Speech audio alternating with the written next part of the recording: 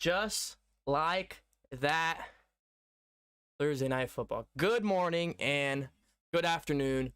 Welcome back to DCTV, where I'm your host, Drew Collins, bringing you the very best sports infotainment news here in the beautiful greater Cincinnati area. If you happen to be new around here, I don't know why I look so... There we go.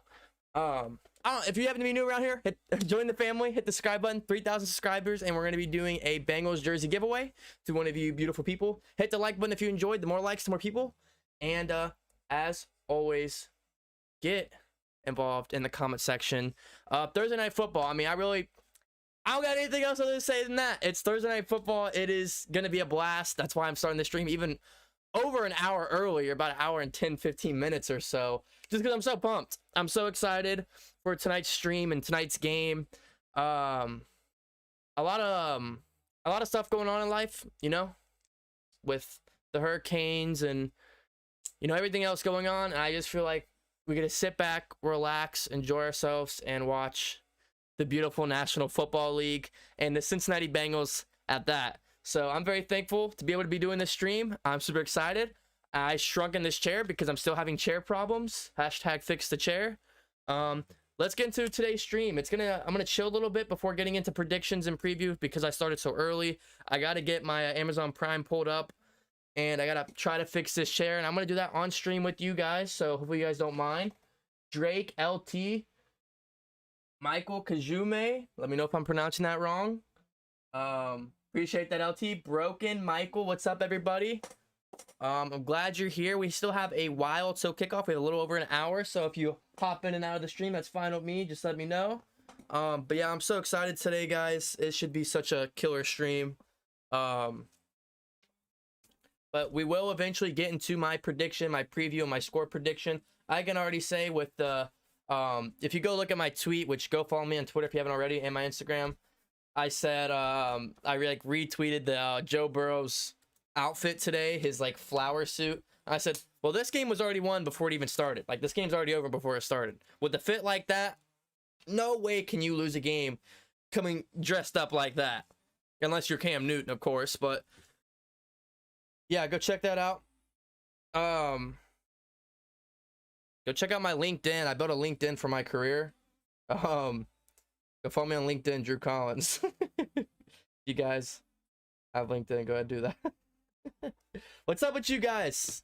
Hopefully you guys have had a good week. Happy and healthy. It's not been too long since I've seen you. Obviously Sunday. It's now Thursday, which means no stream Sunday. I'm gonna finally relax and just watch football all this Sunday. Yeah, I'm excited for that as well. You know, I obviously love doing that, but it'll be fun to just sit back and watch all the other games. 1 to 8 o'clock. It's gonna be a blast for me. Hope all you guys have had a good week. Let me know how your week has been. And yeah, stay blessed. I'm gonna try to fix this chair real quick. If any of you are a chair enthusiast, let me know. Like, the chair will not go down for a little bit, and then like after a while, it just goes down. Like, see, now it's not. It's like when I lean it back.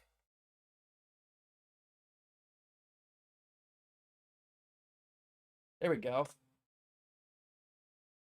Hello, Kitty Goes Meow. Hold on. You were somebody that came from another stream that rated me, right? That was last year?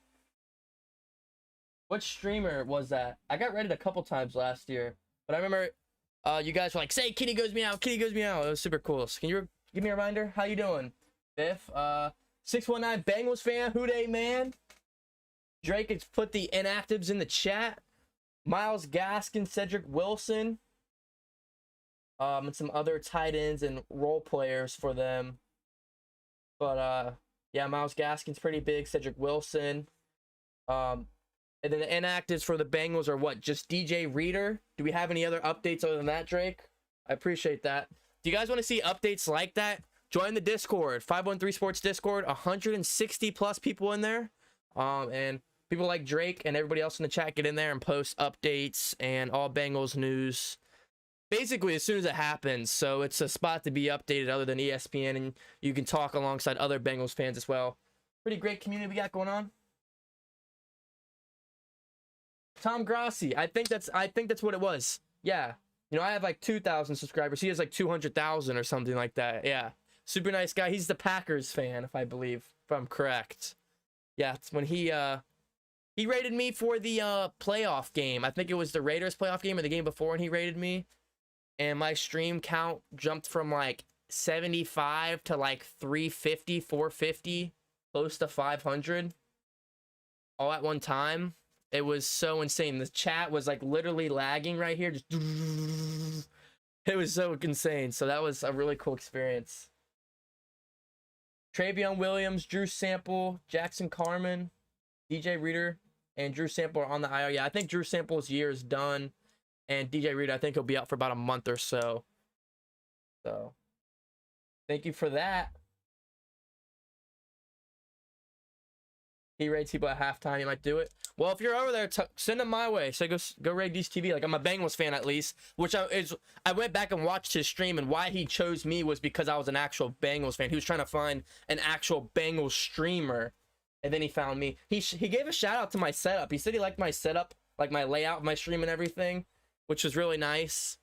But yeah, send him over my way if you're in there, because I mean, hey, I'm a Bengals streamer out here grinding, having a good time, man. Is Higgins playing? Everything I've seen, Higgins is playing. I think he's all good.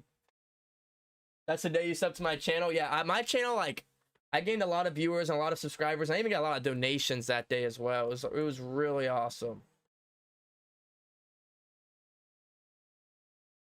Well, my chair's fixed on the bright side, but it'll probably break here soon. I gotta pull up Amazon Prime Video. Guys, what are our thoughts on next year? DirecTV losing the contract? Who's going to take over the Sunday ticket? I think it's going to be Amazon Prime. My theory is, like, the reason they have Thursday Night Football this year was like a test to see how it would go. So when the season ticket's up, they'll just outright buy it if the test went good. And to my knowledge, the ratings I've seen on Thursday Night Football this year have been phenomenal, of course, because it's the NFL. So I think Amazon's going to buy out Sunday ticket. That would be my prediction for this year, if you want to hear that. If not, let me know you think DirecTV is going to re-sign. Because I know my parents, alongside probably thousands, if not millions of people, only stay with DirecTV because of Sunday ticket. Like, it's literally the only reason. Like, they wouldn't be on a satellite if it wasn't for DirecTV having Sunday ticket. So they're like, yo, if they lose Sunday ticket, I'm out. I'm not staying with DirecTV. No reason to. So, who do you guys think?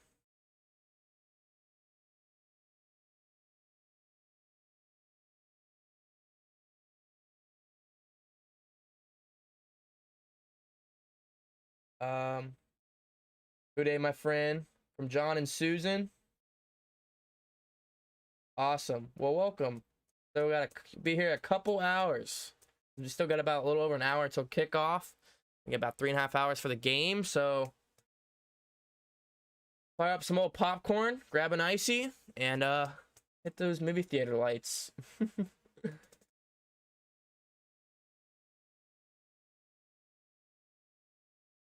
Oh, I understand, Biff. Yeah, I know a lot of people come in and out to other streams, whichever one they have. You know, I know a lot of these people on YouTube don't really do the play-by-play. They'll just kind of sit and chill and, you know, announce a play every now and then, but it's not like a play-by-play. Where I try to stick strictly to the play-by-play, then interact with you guys during timeouts and commercials and 3rd and 4th downs. I'm trying to interact more with the chat. But at the same time, I want to be able to keep the play-by-play officially enough so you guys can understand it well, what's going on, just in case you guys can't watch the game. Because I know some of you watch the game and then have the chat pulled up so you can get hyped in the chat and stuff like that, which is super cool. I know some of you, there's at least half, if not more, of the stream actually needs the audio. So that's why I try to stay pretty close to that. Yeah, you think Amazon or Apple TV? Apple TV, yeah. I have never used Apple TV. I've used, you know, Netflix, Hulu. I have Fubo. My parents have DirecTV, so I use the DirecTV mobile app. Like, I've used literally everything, but I've never done Apple TV, which is funny because I have every single Apple product. You know, I'm streaming off a MacBook. I got the computer Apple right there. I got an iPhone. I got my Beats, which are technically Apple. I got my AirPods. You know what I mean? I'm an Apple person, but I haven't done the haven't done TV, so not sure if you have a recommendation on that or not. Can't super chat anymore. I'm not sure about that, Buzz. I thought someone said that to me last stream because they couldn't donate and they couldn't become a member. I will get to the bottom of that. I think it has to do something within my 12-month YouTube activity.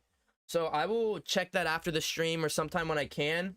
Because, yeah, not that I want the donations, but, like, the members and stuff. Like, that was cool. And we actually started to get it some back. And then it's like, boom, ha, just kidding. And so, I don't know. I gotta do something with YouTube. Sorry about that.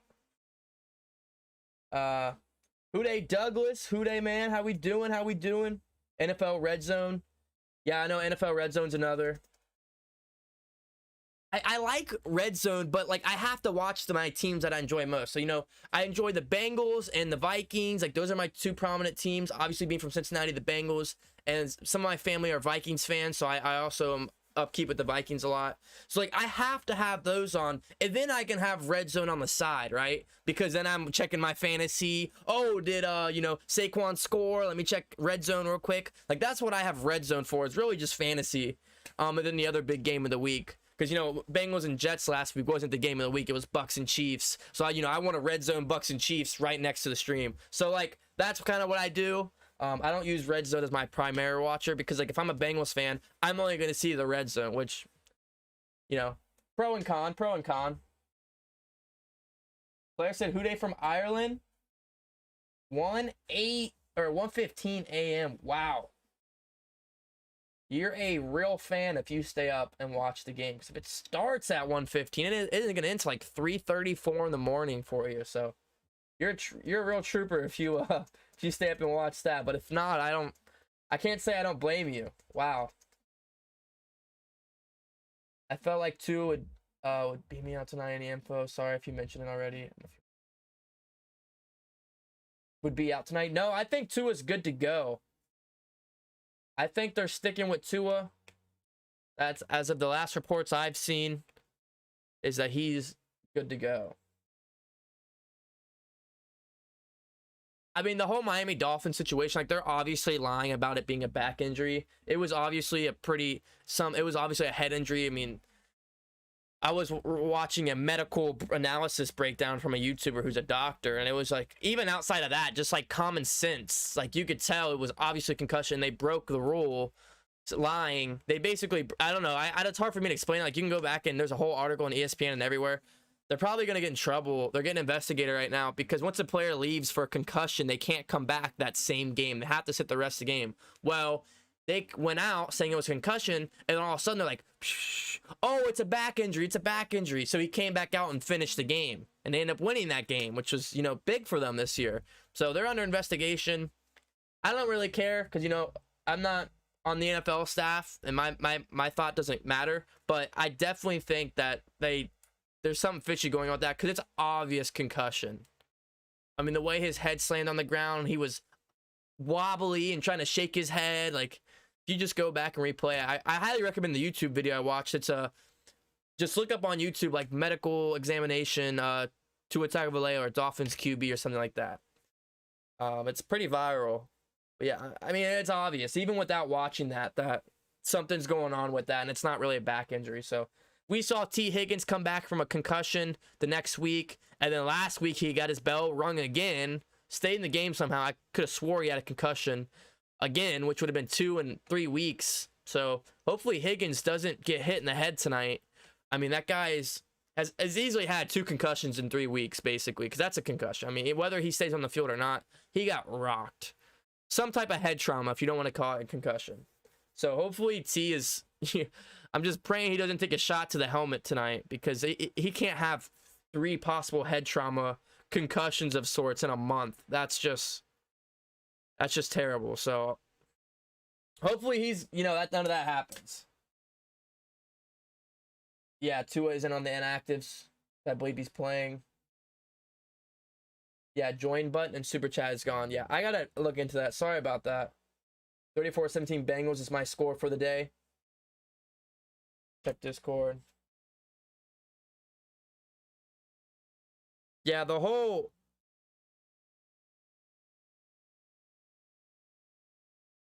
I've been looking into that. The Tyreek Hill basically going off earlier in the week, or really last week, right after that game, already looking ahead towards the Bengals and talking that he wants Eli Apple. He wants Eli Apple. Every time he goes up against Eli Apple, he's calling for the ball. He's going to get the ball. He's going to score on him.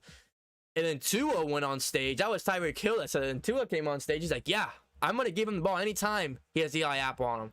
I'm like, holy shit. Like, they're like going crazy about this. Like, they're going to have to at least get a touchdown or two, like 150 yards, because they're just attacking Eli Apple. And I'm like, my whole thing about it is like, Tyreek Hill got shut down in those two games, not really by Eli Apple, majority of Chidobe Awuzie's part, like, but on most of his behalf, because, you know, Chidobe Awuzie's their number one and he was covering him majority of the game. So I don't know why he's like basically saying, oh, I want Apple, I want Apple. I'm sure there might be a play or two, maybe even a couple where he's lined up on Apple, but we're going to put Awuzie on Tyreek Hill if we can, because that's our best guy and that's their best guy.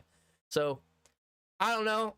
I think it kind of looks like a fool saying that, and I think it's kind of a fool of Tua getting involved as well. Like, it has nothing to do with Tua. That was when he was with the Chiefs. So Tua kind of putting his head in and saying that, I thought was like weird for a quarterback, because you don't see quarterbacks attack guys like that. Like, you would never see Joe Burrow go on the press conference like, we're gonna attack their corner, we're gonna attack that guy, we're gonna zero on him. Like, he would never specifically give a name and say, yeah, we're gonna zero in on that guy. He might say, yeah, we're gonna attack their slot corner, we're gonna attack cornerback number 2, but Burrow would never give a name like that.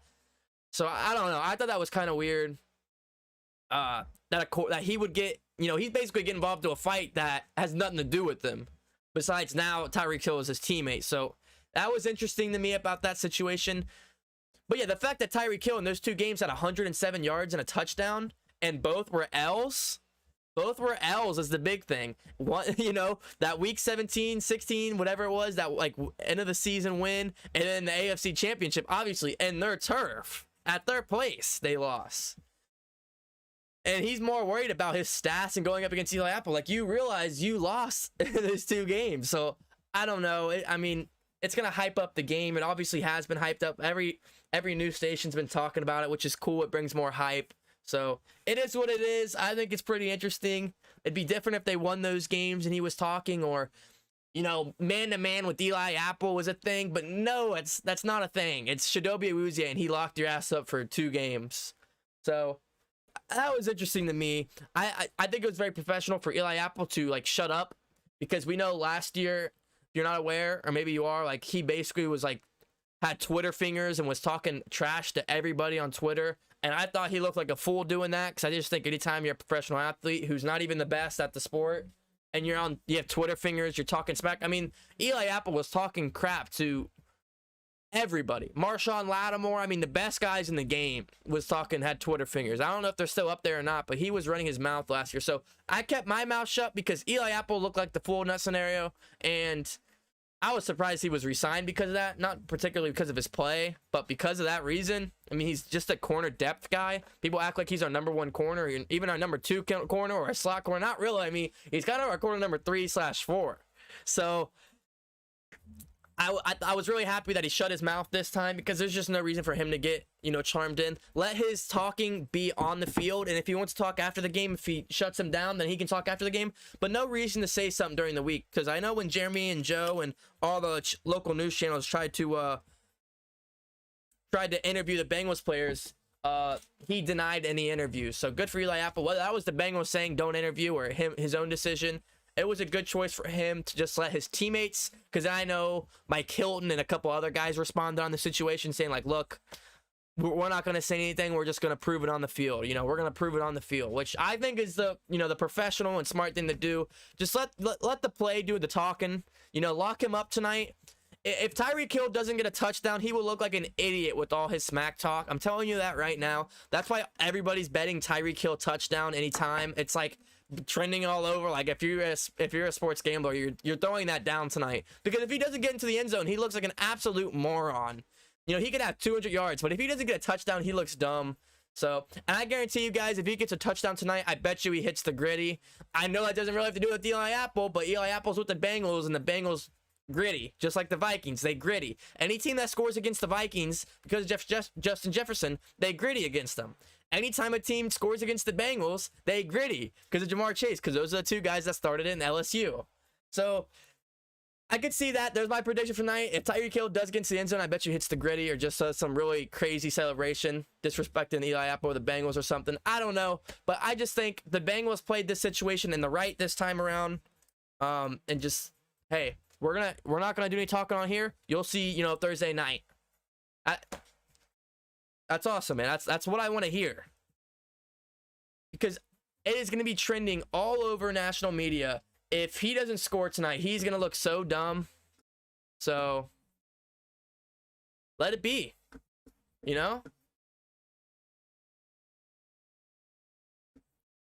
are your guys' thoughts on that?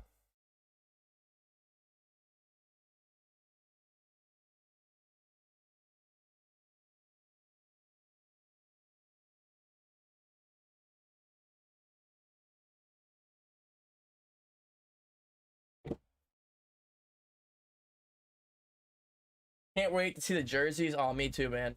Me too. Hendrickson's going to go crazy tonight.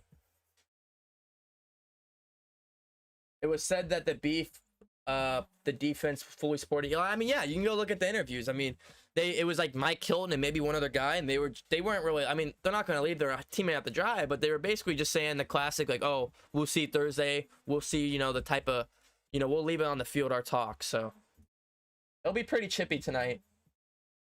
It'll be pretty chippy, that's for sure. The field's gonna look so good. Yeah, man, it looks so nice. They've done a great job with everything down there. Trey Hendrickson was the highest rated pass rusher last week. Love to hear it. Vortex, who dey, man? You think Apple will get an interception? Oh boy. I don't even need him to get an interception, man. If he just does his job. That's all he gets paid to do. That's all he is. He's just a depth corner guy, People talk about how he had some really bad plays last year, and they look at the Cooper Kupp situation where Cooper Kupp mossed him for that game-winning touchdown or whatever. Cooper Kupp, whatever. But that's not Eli Apple's fault. Eli Apple shouldn't have been one-on-one with Cooper Kupp, the best receiver in football last year, the Triple Crown leading receiver, right? The Bengals failed him in that position. That's not Eli Apple's fault. That's defensive coordinator. That's planning, and that's they failed him. That should have been a Chidobe Awuzie, our number one guy, on their number one guy. So I can't blame Eli Apple on that. It's a mismatch. That's our number 3/4 guy on their number one guy, and that's any team. So people are so quick to blame players in situations, but don't look at the entire situation itself. And I think that's pretty big with Eli Apple. Now, like his previous years, I'm not gonna sit here and be on his side because he said some pretty stupid stuff on Twitter and called out some really good players that mossed him. He looked like an idiot, but I'm just talking about as of recent with his Bengals stint.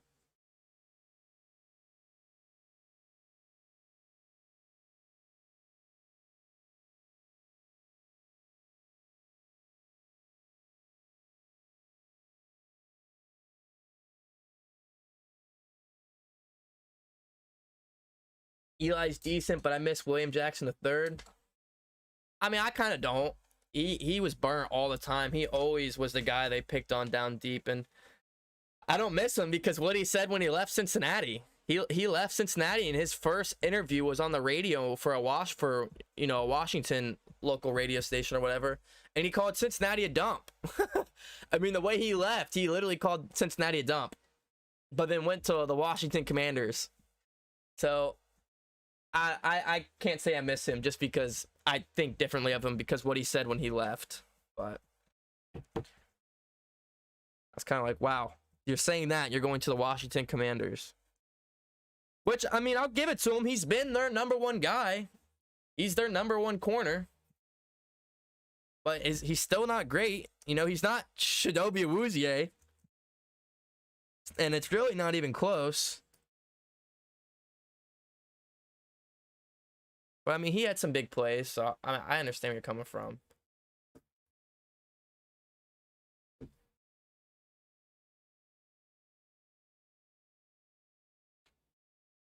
I recall correctly, wasn't at the last play. Tyreek was on the field. The Bengals was an interception by Von Bell. I can't really recall, to be honest, but that sounds about right. Yeah, and Bergsky said, to be fair, Apple did cover Cup pretty well in that play. It was just a great second try from Cup. And I mean, Cup was a Triple Crown receiver, right? Like, Eli Apple shouldn't have been on him. That's a failure on the Bengals' behalf to have correct positioning and coaching. Like, you don't leave him out to dry like that.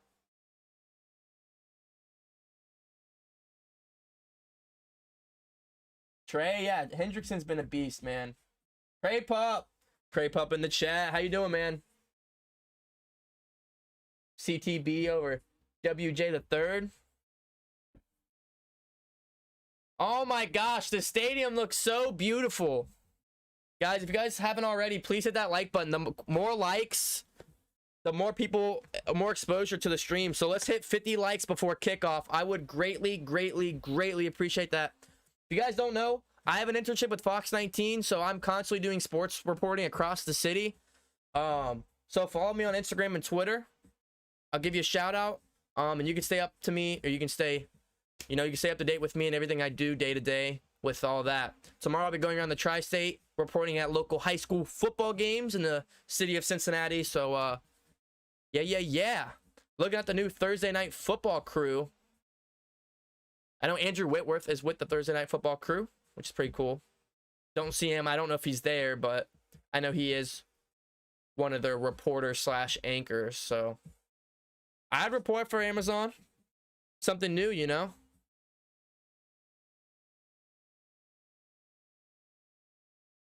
I was bummed when WJ3 left, but then he said that about Cincinnati. But then I was like, bye, don't let the door hit you out. Yeah, I mean, even I was like, he's a talented guy. He's one of those, he's a decent number one or a really good number two. But yeah, what he said when he left, man, he wasn't even like out the city yet. He was like on his way to Washington. He was like, yeah, man, I couldn't wait to get out of there. I was like, bro. I was like, how you gonna say that? I heard they were putting Apple on Tyreek. Where did you hear that? I doubt that. I'm sure they might be with each other 1 or 2, and I'm sure it's on like a zone coverage and he's guarding the under route or something, but like, come on. Appreciate that. Well, I haven't been to Moeller, but Moeller is definitely the best in the city. They're 19th in the entire country. So Moeller's the best team. I like Withrow. I think they're one of the best teams. They have multiple D1 recruits. What are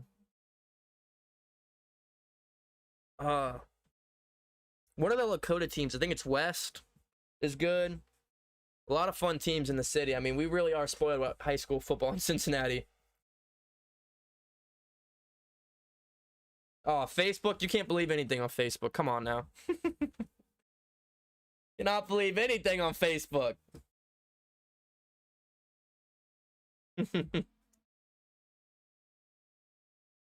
As I say that, I'm about to go post in Facebook group chats to advertise the stream.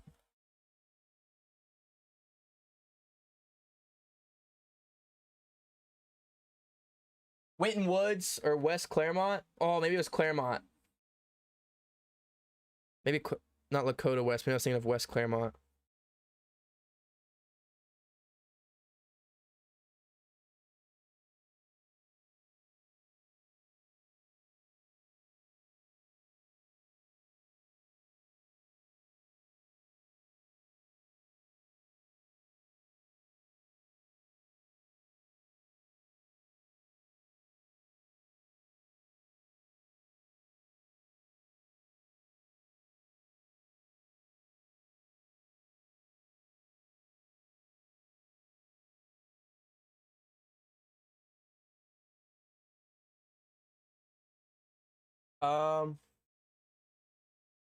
I think West Claremont probably. I think I have to go West Claremont. I can't really getting confused right now.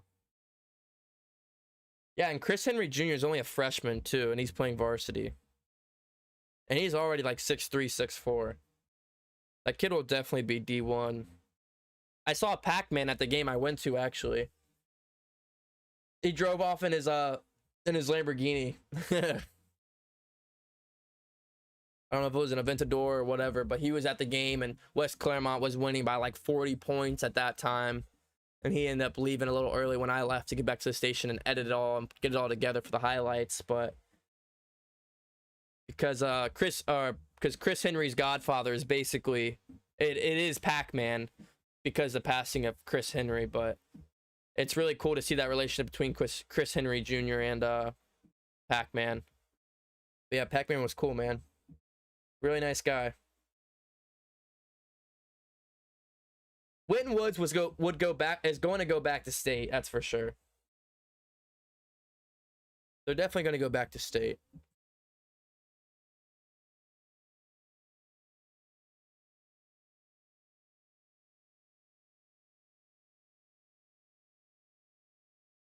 I definitely think that.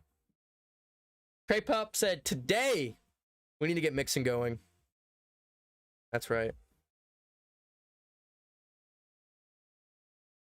I'm going to post on Facebook real quick. Spread the stream if you haven't already. Spread the stream as well. And then I'm going to get straight into my prediction and preview. So.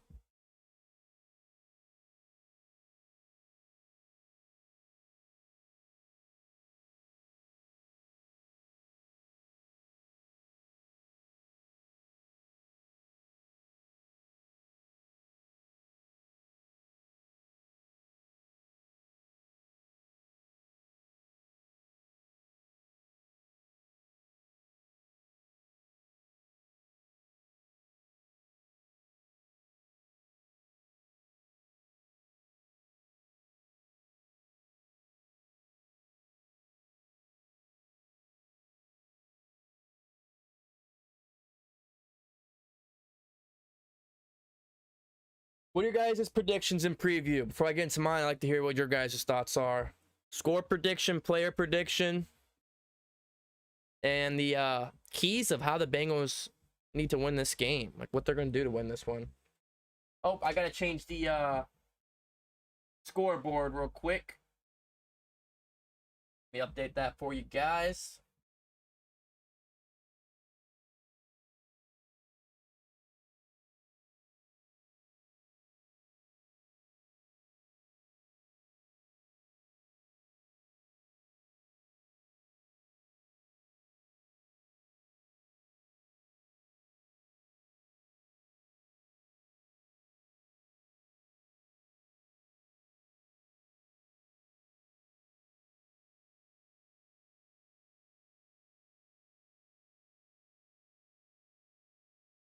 Go.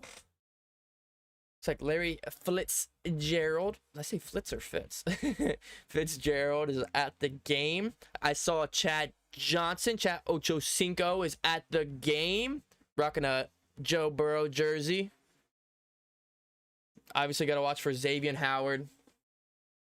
He's a beast. Lockdown corner. I'm sure he'll be guarding Jamar Chase.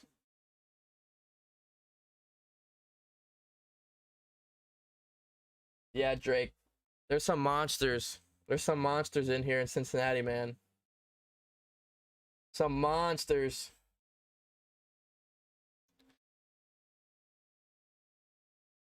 Let me get to...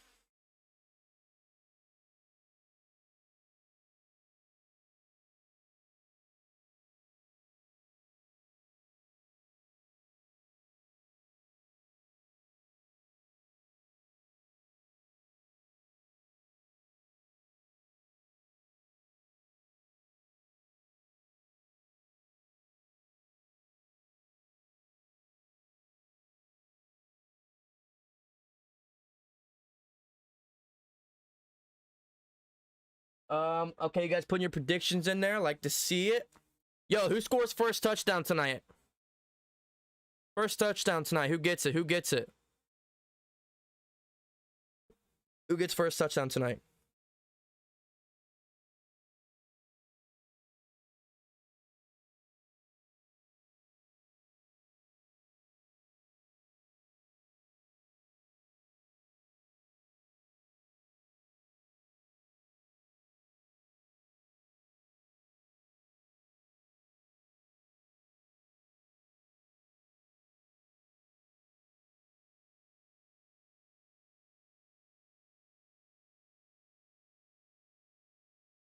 Okay. Oh, Devin McPherson off a fake PAT. Well, that'd be something else. I'd be willing to give you $20 if that happens.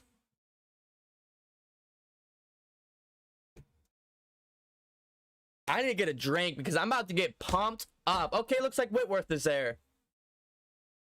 Tony Gonzalez is an anchor. Whitworth. So basically just going retired players, and interesting.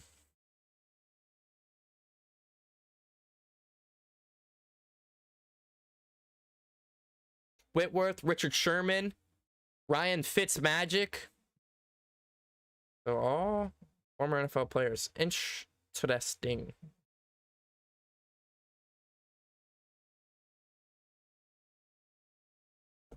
We ready for this W? All right, let me go over your predictions and previews before I get hopped into mine. I'm gonna grab a drink at the fridge because I am parched, and I got about 3 hours of play-by-play to get into. How many push-ups am I doing tonight?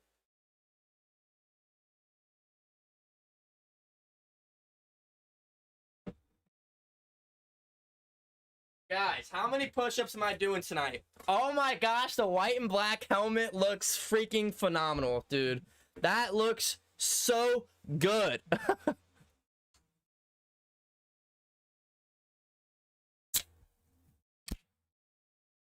RIP headphone users. Coke Zero. Cheers. All right, what we saying? What we saying in chat? Broken says 35-20 Bengals. That's a lot of push-ups. 28-21 Bengals, says Drake. Jamar, 150 yards, 2 touchdowns. Trey Hendrickson, 2 sacks. Logan Wilson, interception. 10 tackles and a forced fumble. That would be awesome. It ain't me, says I hate to say it, but I think this game comes down to a field goal. Well, that makes about sense with how much with what's going on this season so far. 24-20 Bengals. Jamar goes off 135 yards and 1 touchdown. Burrow goes for 300 yards, 3 touchdowns, and 1 pick. Key to the game is the team going early offense. All right, Cray Pup.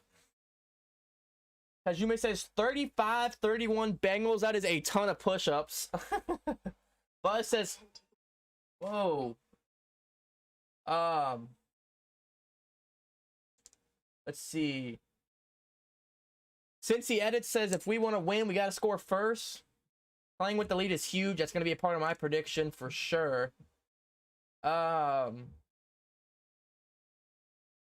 Higgins, Bengals first touchdown to Jamar. McPherson off a fake PAT. We score first because we're getting the ball first. Just like last week. My boy DC. Ready for this W. That's right, man. That's right. Money McPherson. Bengals, Joe Burrow, rushing touchdown. I could see that. I'm doing 30+ push-ups. Woo! I mean, I hit chest earlier today, so that's gonna be burning. Cincy 21. Okay. Best unis in the league. Only 5 sacks tonight. Oh boy. Dolphins by 42 for sure.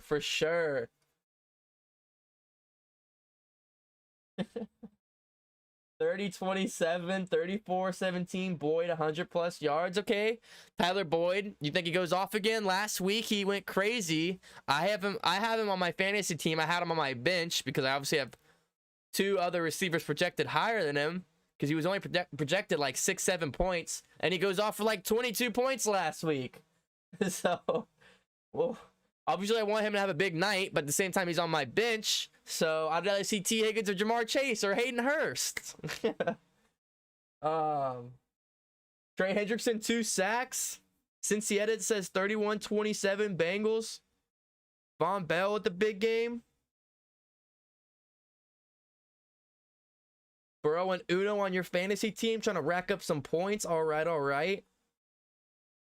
The white helmets are so sick, man. Gotta keep Jamar involved. That's facts. Protect Burrow equals win.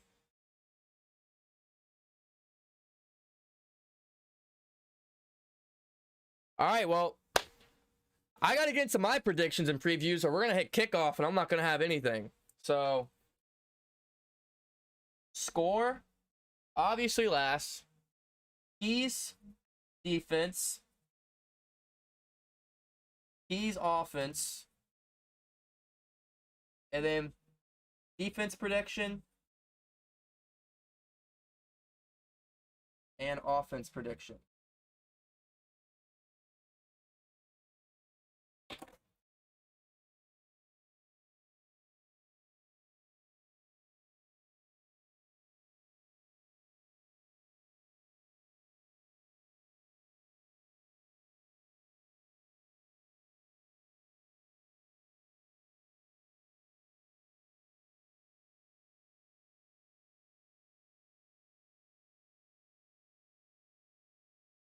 What do we want?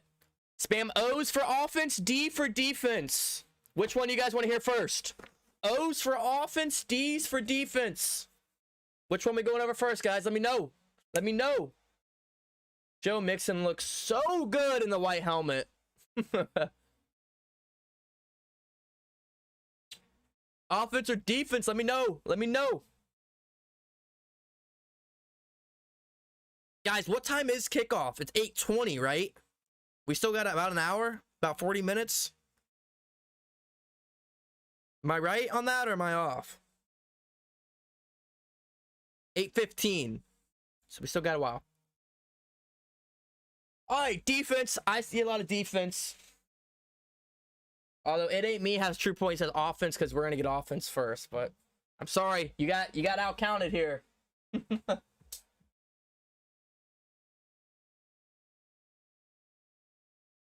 Hey, no problem, man. No problem. What's up, Roach? How we doing, man? Good to see you in here. Yo, if you guys haven't already, hit that like button. We're aiming for 50 likes before kickoff. I would... Oh. Sorry about that. You guys heard anything? Yeah, aiming for 50 likes before kickoff. I greatly appreciate it. All right. Offense prediction, shall we? Or let's do keys to win. Keys to win first before we get into predictions. Jumping the gun here. Come on.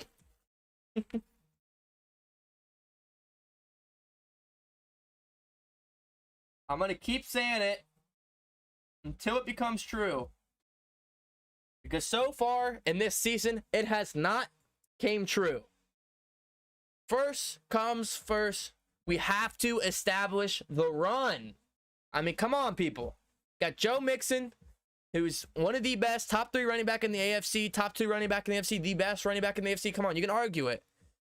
It should be his, in theory, it should be his best offensive line he's had since being a Bengal. We got to get Joe Mixon going. Because when we can get Joe Mixon going, they're going to load the box, which means man-to-man coverage downfield. And that's what we want with our weapons. You know, that's what we want with Jamar Chase, T. Higgins, Tyler Boyd, right? But when our running game isn't working, they can sit back in coverage, and they can put a lot of guys back there and anticipate the throw. But we need them on their knees and toes for running the ball so they load the box. It hasn't happened yet. Hopefully it happens tonight. Until then, I'm going to keep hammering it. Establish the freaking run, man. Get Mixon going. He was, I mean, you could tell his whole year he's just been upset. You could tell he's been PO'd on the field during the game because the offensive line has been atrocious when it comes to rush blocking. They've just been so bad. You think they've been bad at pass blocking? I think they've been better at pass blocking than they have rush blocking, to be honest. So, establish the freaking run.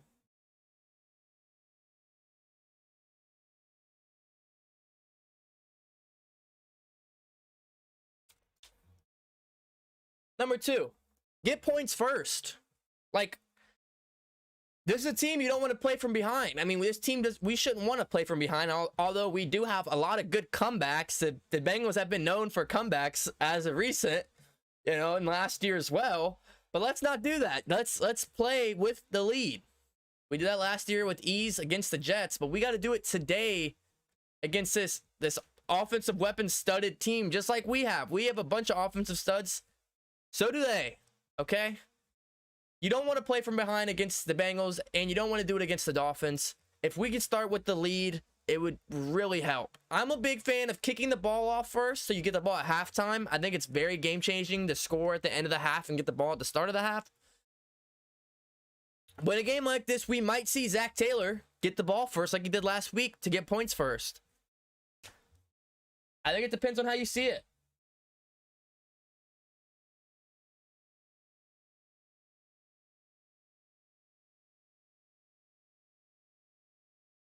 And the last one might be the most obvious. Protect QB1, man. Protect Joe Burrow. You know, he's got to do a better job with getting the ball out quicker. He definitely improved last week from his previous weeks. First 2 weeks, he did not get the ball out quick at all. And that was, you know, partially the problem with the offensive line and him getting sacked. He was a little quicker last week. And we need him to continue doing that. He's got to get the ball out quick so the offensive line can help protect him in the pocket. So those are my keys to win on this offense. Establish the run, get points first, and protect Burrow. What are your guys' thoughts about that? Let me know yours as well.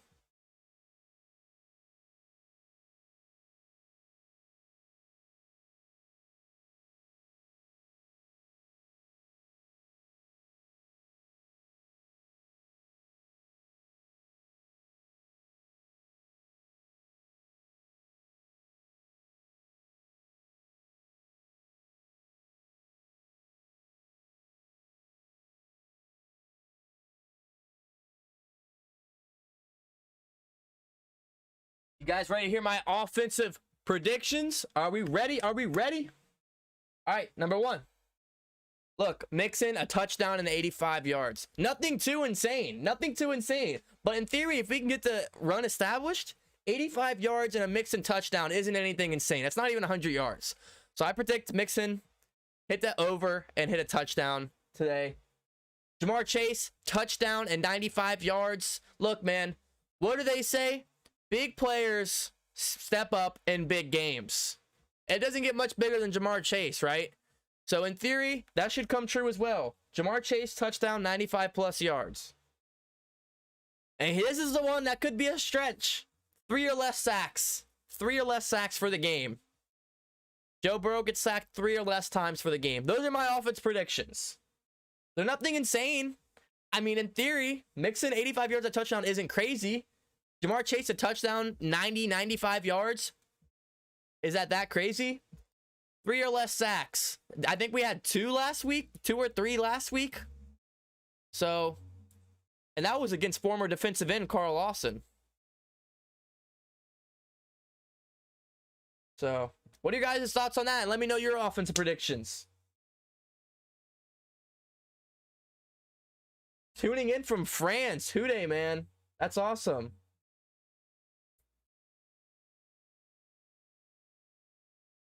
It's all good. It's all good. Protect Burrow. Is Tua out? No, he is good to go. Tua's playing. Mixon needs a touchdown. I agree.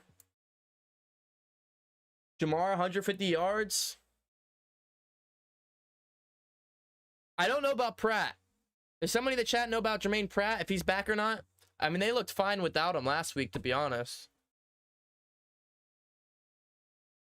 That was against 60-year-old Joe Flacco, but still.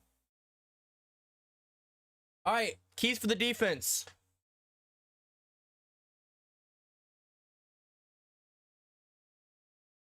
This first one might seem obvious, maybe not. Get pressure on Tua. Last week, we got so much pressure on Joe Flacco, he crumbled in the pocket. Literally crumbled in the pocket. It's no difference with Tua, man. You get a pressure on a kid like this, he's going to end up making an error, making a bad read, or taking some sacks. Trey Hendrickson stepped up massive last week. DJ Reader did up to his injury, and then the guys that stepped in for him did pretty well as well. So, get pressure on Tua, make him crumble in the pocket, force him out of the pocket, and make some defensive plays. Get pressure on the QB.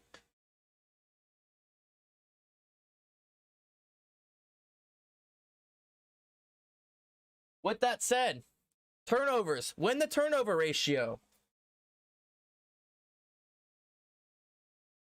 Now, this also has to do with the offense because it takes the offense and the defense to have a ratio. But win the ratio. If the defense or the offense gives up a pick or a fumble or something, got to match it. If not, do more than that. This is a good offense that makes a lot of smart plays. But both these teams are big play offenses. With that said, there's going to be mistakes made, right? You know, Joe Burrow is going to throw a pick every now and then because he throws the ball 50, 60 times a game. Tua, it's a little different because he throws, you know, one game he throws, 9 attempts, and the next game he throws 49 attempts. It's been very different with the new coaching staff in Miami. But both these teams are big play offenses, which mean big play turnovers. Jermaine is active. Okay, good to hear. Good to hear. There's your answer for that. Thank you, Drake.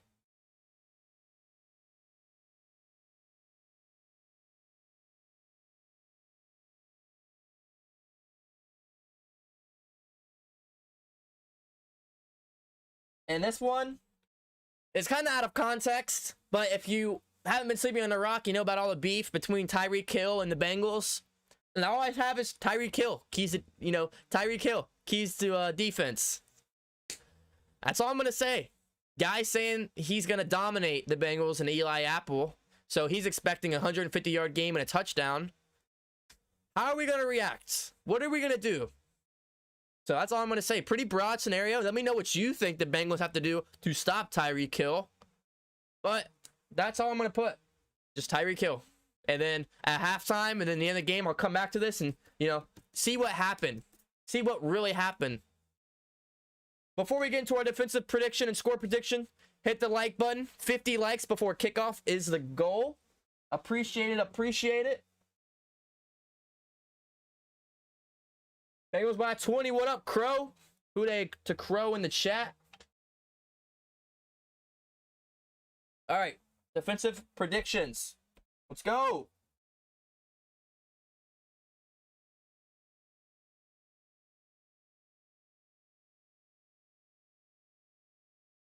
First one, Hendrickson has to have at least 2 sacks tonight. He was kind of nowhere to be found in the first 2 weeks of the season, and it was a little bit concerning. But last week, he had to be Defensive Player of the Week or one of the top ones. 2 sack fumbles. The guy was an absolute monster. The most pressures in all football, I believe, last week. Led the league in pressures. Trey Hendrickson's got to get involved. He's got to get after the quarterback. 2 sacks for Hendrickson on the night, I guess, is my prediction. A Skyline Chili commercial on Amazon Prime. Don't you love to see it? Shout out to Skyline. Looks like Tony's going with the Bengals. Fitz is going with the Bengals. Witt is going with the Bengals. But Richard Sherman's going with the Dolphins. He's the lone wolf going with the Dolphins. All the other anchors are going with the Bengals. Guys, before I get my score prediction, let me know your guys' score prediction in the chat right now. Let me know your score predictions in the chat right now before I give mine. Reader is unfortunately on the IR, so he'll be out for at least a month. Looks like they're taking the Jamar Chase 70-plus receiving yards. They're taking the over on that for their sports bookie.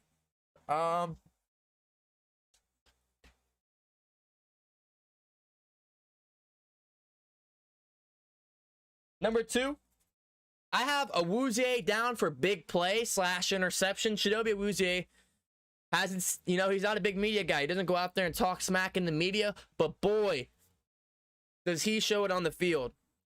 In the 2 matchups last year against Tyreek Hill in the AFC Championship, and then I think also week 16 or 17, Chidobe Awuzie locked him down for 90% of those games.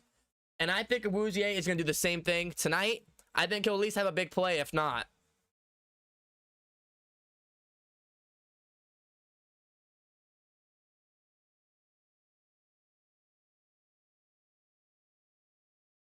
This last one might catch somebody off, but Von Bell.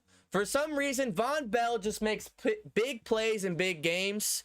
He's quiet every other game. Every other, it's just a 1 o'clock game. Von Bell's quiet. I mean, he does what he has to do, maybe a mistake or two. He's not perfect, but he's good. But for some reason, Thursday night football, Sunday night football, Monday night football, Von Bell just comes out of the woodworks and he just goes crazy. So Von Bell, forced fumble, big hit, interception, fumble recovery, something is what I'm expecting tonight. They're showing Whitworth in the stands with the fans. Whitworth has his old jersey on. Oh. He's sitting with all the Cincinnati Bengals fans. That's awesome. Love to see Whitworth celebrating with Cincinnati. Wish he'd go in the Hall of Fame as a Bengal, but probably will go with the Rams.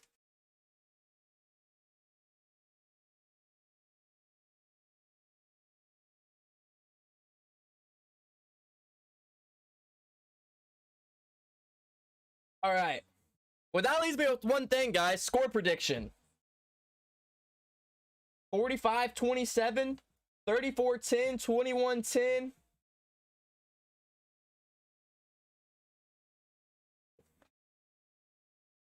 Dak is so fast, you think he should be playing tonight?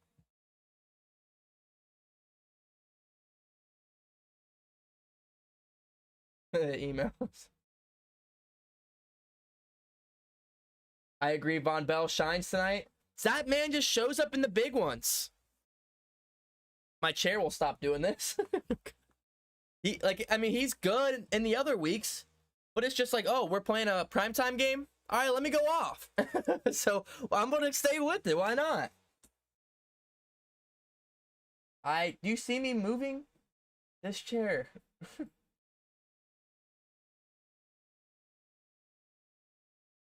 Guys, I got to get my score prediction.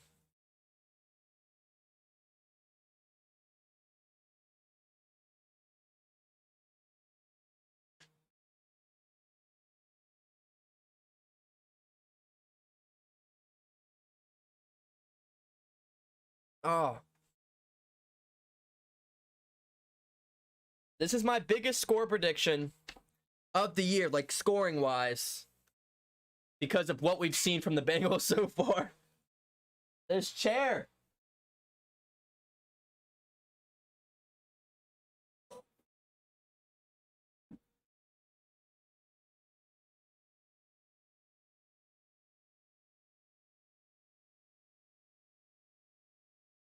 I think we're good. All right, are you guys ready? Drum roll, please. Cincinnati Bengals, 30 points. The big old 3-0. First time I've given them 30 points this year. Will I regret it? We'll have to see. Miami Dolphins, 24. Once again, I have a 30-24 game. The Cincinnati Bengals bringing this one home. That's what I got, guys. What do you guys have? So once again, my predictions for the offense: a Mixon touchdown, a Jamar Chase touchdown, 3 or less sacks. My defensive predictions: Hendrickson 2 sacks, Chidobe Awuzie interception / big play, Von Bell forced fumble interception big play. There it is. Guys, how many push-ups will I be doing today?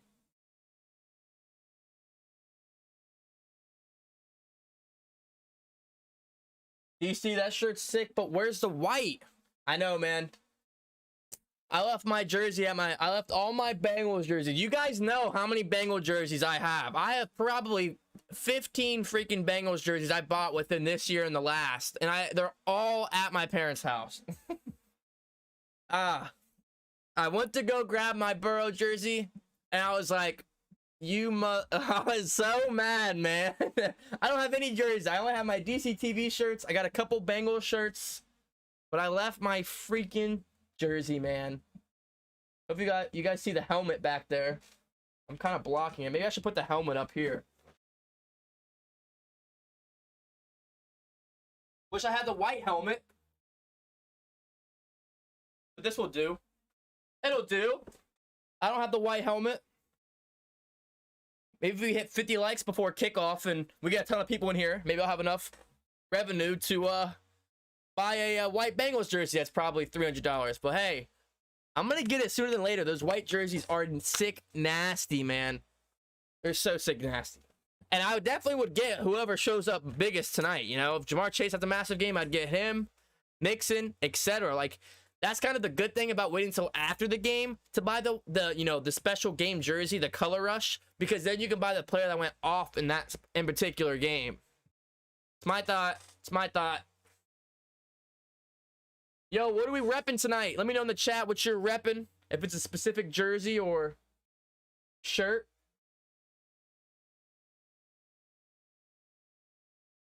How to contain Tyreek, give cushion, safety help. Linebacker cover the inside. Situation's perfect for Dax. Too smaller and fast. Wideouts, Dax is that exact build with cornerback experience. The spammers are here. Welcome. Welcome, spammers. You're the first one of the night. First one of the night.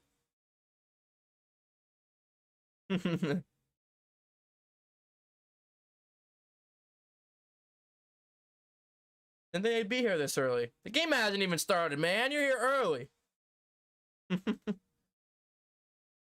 Jamar, three tutties. Uh-oh. White Burrow. Ooh.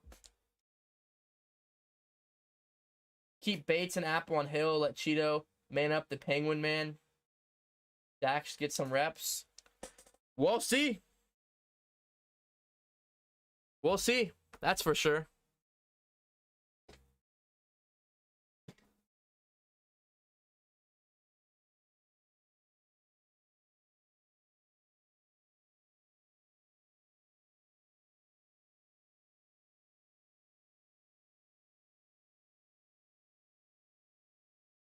Well, how much time we have?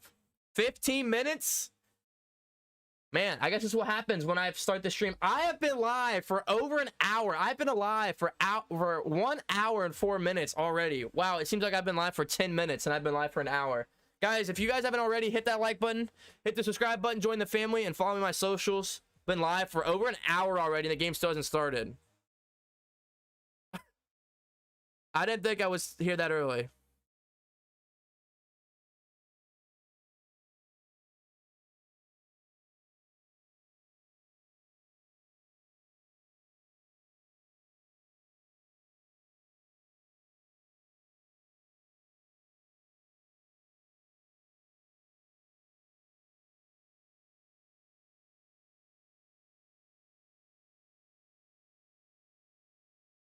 Color Rush, Joey B.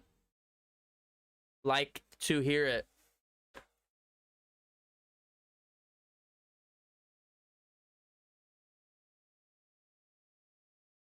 That is a big anchor desk. I like it. Amazon Prime, guys. How are we liking the Amazon Prime Thursday night games? I like their setup and their graphics, their lower thirds. For first year, the anchoring and reporting is pretty nice.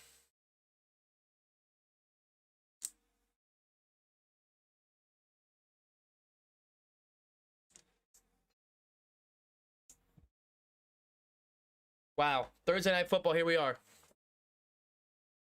And I'm gonna stop talking about it. You think Tua is okay? Man looked messed up after that hit.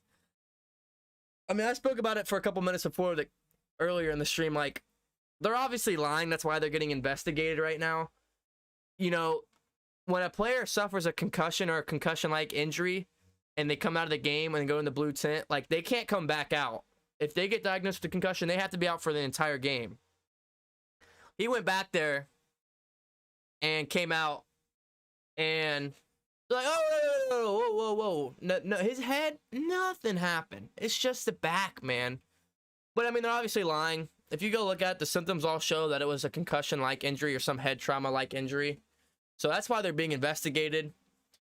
I mean, it's the NFL. Guys get concussions and come back the next week. It's nothing new. I mean, we saw T. Higgins do it.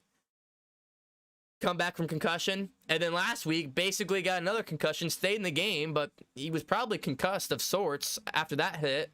And he's going to be back this week. And he also stayed in that game. So, I mean, it looked nasty because he tried to get up and walk on his own. And, you know, we saw him fumble, you know, basically tumble his way across the field. But it's scary, man. I mean, these head injuries are no joke, and guys try to lie about it and say it's a different type of injury just to be able to play and finish a game or go to the next week, like, scary. But, I mean, if he's healthy, like he says he is, I would rather play the Dolphins win or lose against them with their starting team than, you know, their backup team. Because, you know, then if the Bengals win and it's against the backup team, it's like, oh, they won, but Tua couldn't, you know, Tua wasn't playing. You didn't get the real Dolphins. But if the Bengals beat the real Dolphins, you know, there's no excuses. So, you know, that's why we beat the Jets. Didn't have their starting quarterback. I mean, every team we played, they have had their backup. It's hilarious. Like, it's not hilarious, but, like, it's crazy. So, you know, we all know week 1 was a fluke. Should have won that. Missed kick because long snapper tears his pec. Week 2, another field goal loss. And then week 3 against the worst team in football in the Jets. So, you know, even without their starting quarterback, I'm excited Tua's playing. I didn't want him ruled out because if win or lose, I want to play their full starting lineup just like how I want our starting lineup in there.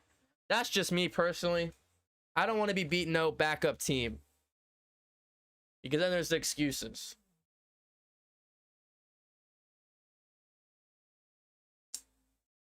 You know, because look, if we were the same way, if Joe Burrow's concussed last week, he's got to miss this game. What are we going to say when the Bengals lose? We didn't have Joe Burrow. We had our backup quarterback. Of course you guys are going to win. You know, they'd say the same thing. So I don't want to hear none of that. I want starting lineup for a starting lineup. The real winner wins. I'm that type of guy.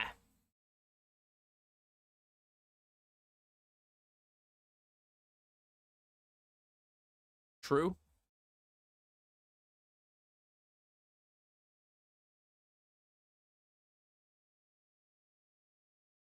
You guys haven't already, say Who Dey in the chat. Spam up some Who Days in the chat. Just a handful of minutes away from kickoff.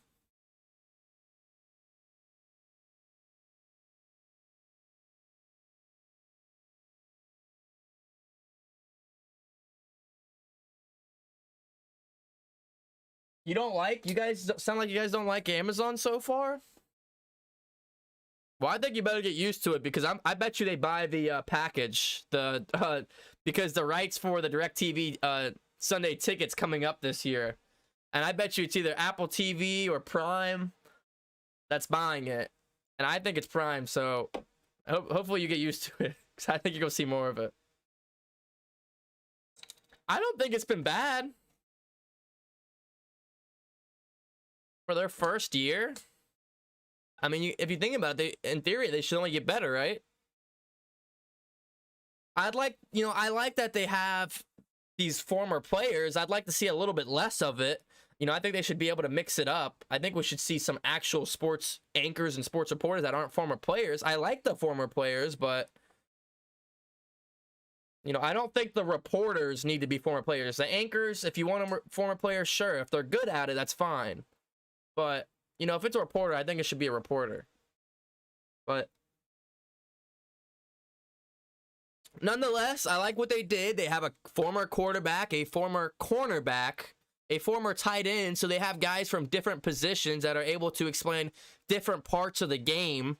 That's interesting. They obviously have Andrew Whitworth as well, an offensive tackle. So, I mean, they have guys at different positions. It's not like they just got a bunch of former quarterbacks in there. So I do like that. I like the graphics in the lower thirds. If you're into that type of stuff, I like it. Chase Edmonds, Tyreek Hill, Jalen Waddle, Mike Gesicki. Let me know if I butchered that. Terran Armstead, Connor Williams, Ray Little, some other offensive linemen. Trey Hendrickson, BJ Hill, Sam Hubbard, Logan Wilson, Jermaine Pratt. Let's go. Amazon fired me over a Red Bull. No shot. Shadobi, Vaughn, Jesse, Mike, Eli, Apple. The Bengals in the tunnel, getting ready to come out for the first whiteout game. White helmets, white jersey, white pants.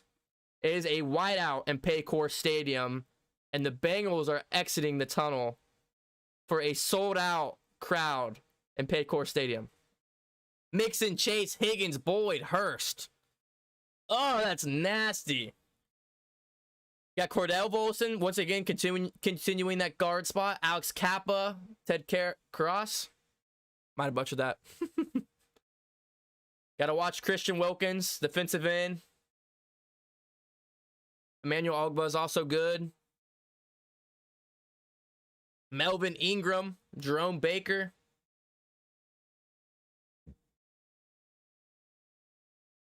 Obviously, Xavier Howard. Lockdown corner in the, in the NFL.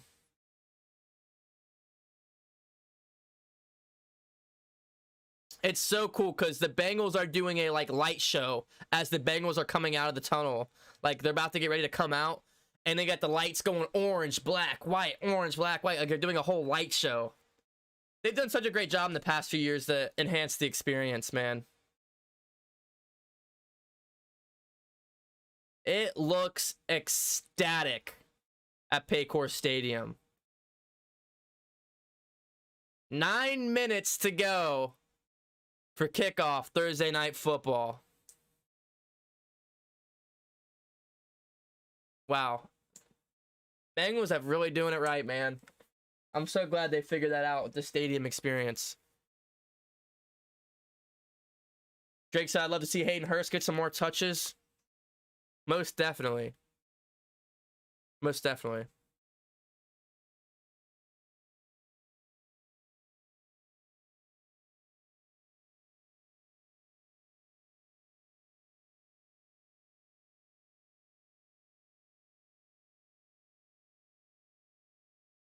Bengals fan.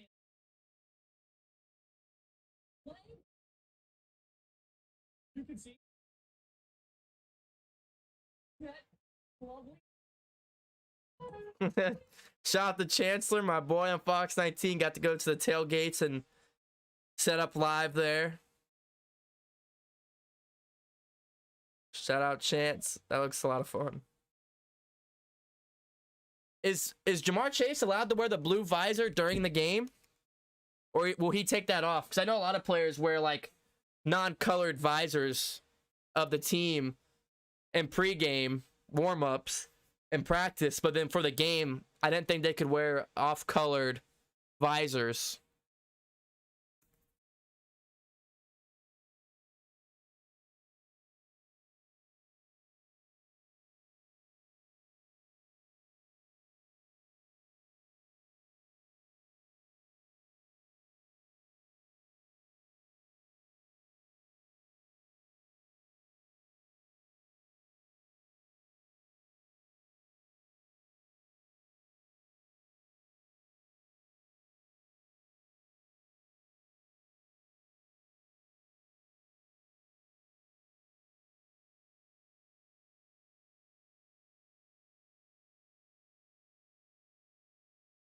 Thursday night, baby. Here we go. It is cool. They're showing their warm up. See, you guys say Thursday Night Football is bad with Amazon, but this little preview they've done throughout the week, having the reporters do interviews with Burrow and Jamar Chase and the Dolphins, and then following the Dolphins meetings and the Bengals meetings, this is gold right here. This is great content. This is why I've liked it. They're getting background information from the practices throughout the week, the interviews. This is great. It's a great warm up to kickoff. I'm a big fan. And here the Bengals go. I don't know what I was saying there. I was gonna say come and go. Through the tunnel. Burrow warming up that gunslinging arm. Tua warming up as well. Is it teal? What's the blue color? Is it? Oh, I know I'm about to get roasted for this. What is that color for the? That's teal. What is it? What is the Dolphins color for that jersey? What's that specific color?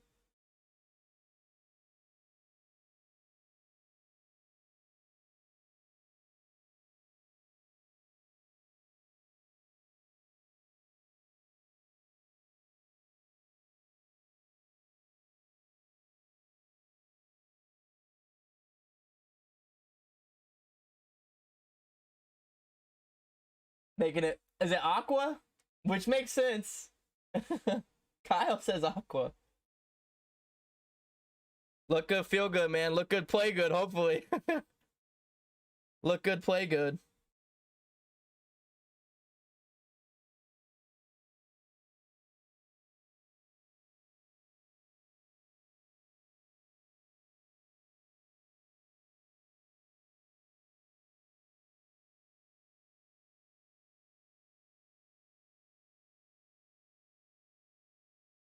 Bursky said Bengals winning for sure. All right.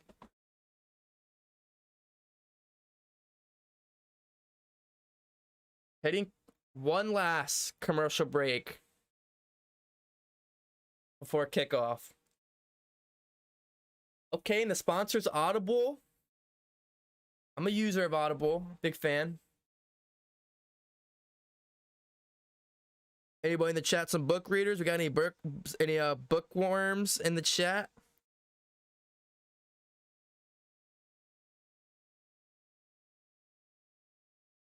If you guys haven't already, please go look at like photos of them coming out the tunnel and stuff. Like, it is absolutely sold out and more at Paycor Stadium. It looks absolutely insane there.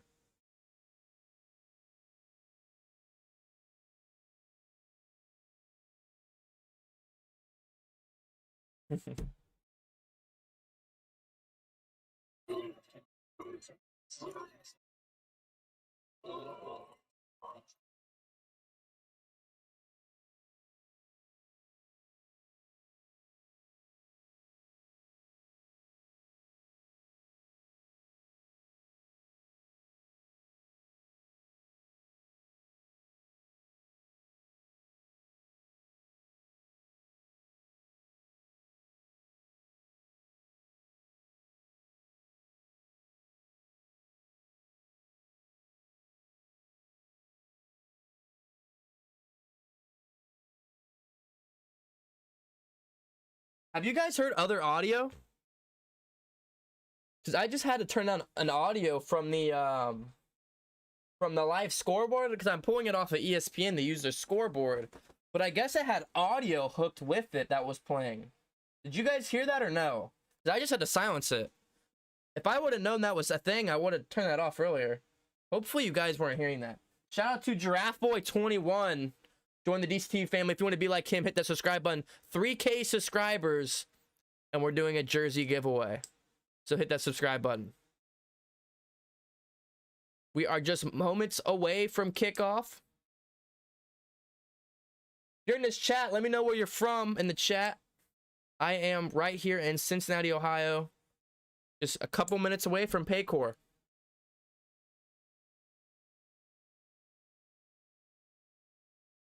Amazon Prime isn't working. It's working for me. Maybe refresh your Amazon. Or log in and log back out. Tonight, the Dolphins will be screeching all the way home, says Cray Pup.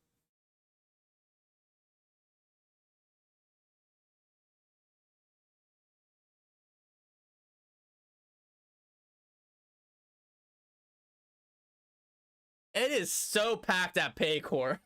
And everybody's wearing white. You gotta love it. The whiteout's crazy. The whiteout looks so good. The white and black stripes on the field. The white and black logo.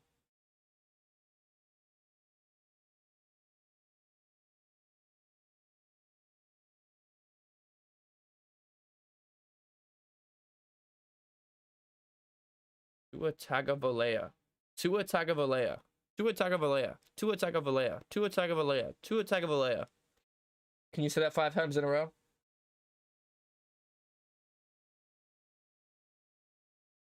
Columbus, Cincy. Okay, okay.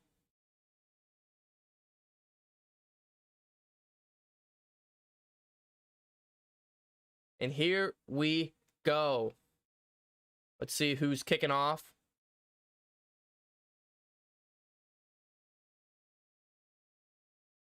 Doing the Who Dey chant, led by Isaac Curtis, former Bengals receiver, and Willie Anderson, former Bengals offensive line. I believe both will be getting in the Bengals Hall of Fame this year, which is awesome to see. Absolute sold-out crowd in downtown Cincinnati. Looks like there's snow in the stands. There's so much white.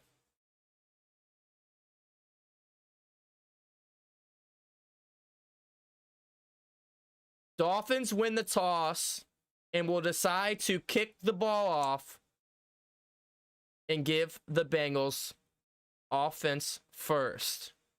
Jason Sanders is set to kick this one off as Chris Evans is the return man in the end zone.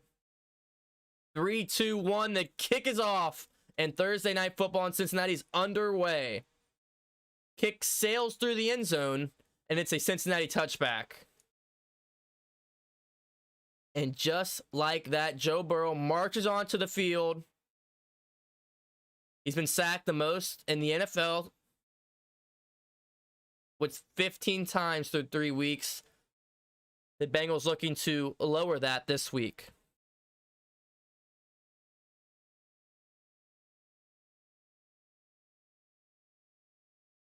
Shotgun formation to start this game. Mixing up the gut. Gain of about 2 or 3 before being wrapped up.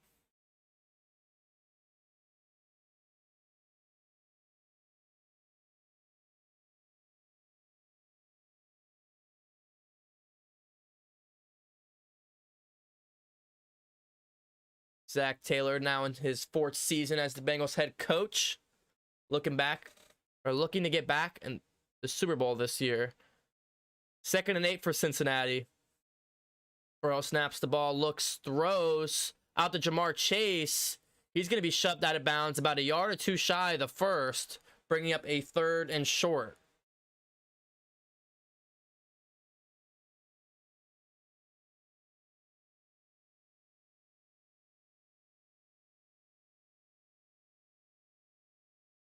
So Bengals looking to get the ball out fast. Sure, that's been their plan all week heading into this game. And now it is 3rd and 1 for Cincinnati. Can they complete the first 3rd down of the night? Trips to the right for the Migos. Hayden Hurst out to the left. T. Higgins, the motion man. Burrow looks, throws. Hayden Hurst, Cincinnati Bengals first down. Breaks out of a tackle and gets all the way to Miami Dolphins territory. Hayden Hurst trucking 2 or 3 Miami Dolphins defenders, and he is hyped. Spam up the ones in chat for the Cincinnati first down, the first one of the night, and it's a big play. It was a little curl route for Hurst. Saw the coverage, sat in the curl, grabbed the first, broke 2 tackles, broke a 3rd, and was finally wrapped up with the 4th tackler. Hayden Hurst is absolutely juiced after that play. 5 receivers wide, all the way on the Miami 47-yard line. Quick pass to T. Higgins, jukes out of a defender and trips by the turf monster. Gain of 7 or 8. Close to the first. And Bengals are going hurry-up offense. He had all daylight, and the turf monster got him. It was man-to-man coverage. Quick screen, juke the defender out of his shoes. They marked it a first down, actually. Under center, up the gut, mixing a gain of about 2 before being wrapped up for a 2nd and 8. Obviously trying to get Mixon going, still struggling.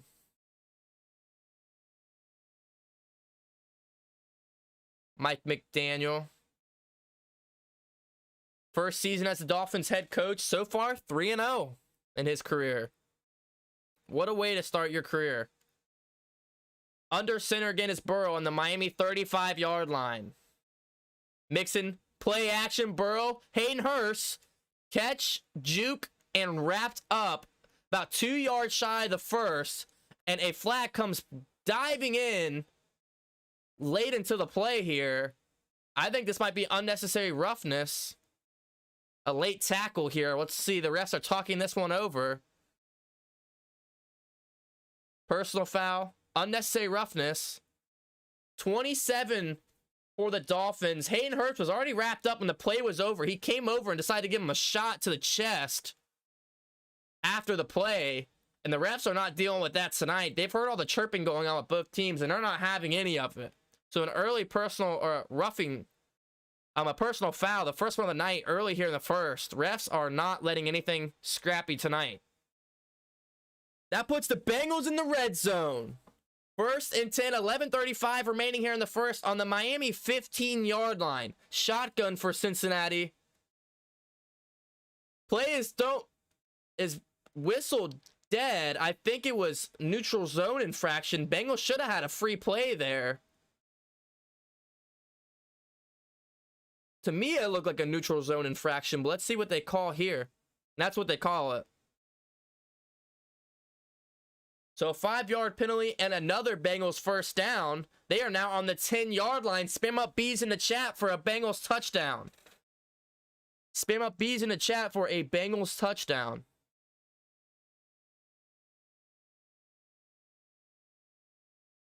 Bengals struggling in the red zone so far this year. Looking to change it tonight. On the Miami 10-yard line. Shotgun. First and 5 for Cincinnati. Burrow looks, throws, and that was towards Tyler Boyd, who was in man-to-man coverage. Incomplete. Was looking his way in the end zone. Nothing going for him there.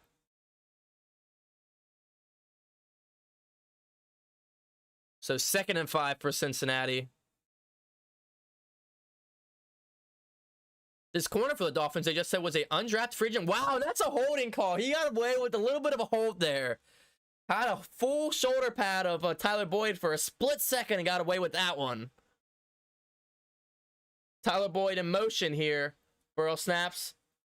Gives it to Mixon. Mixon to the outside. And that should be close to a first down. And it's either going to be 3rd and inches or 1st and goal for Cincinnati.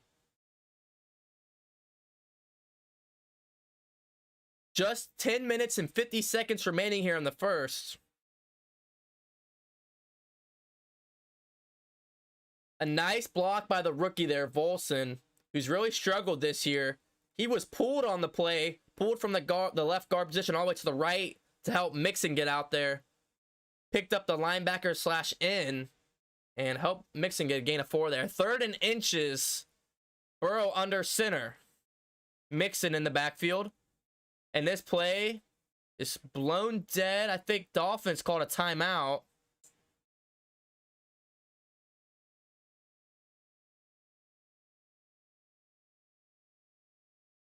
Zach Taylor is going off on the refs here. Showing a lot of emotion that we don't see out of Zach Taylor. He is unhappy. He is giving it all to the officials. He is unhappy, clearly, about something. Still no call yet. So they're going to roll Bengals timeout.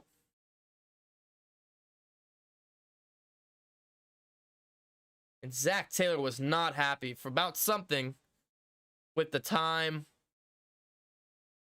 So Bengals have to use the first timeout here early in the first. And it's now 3rd and inches.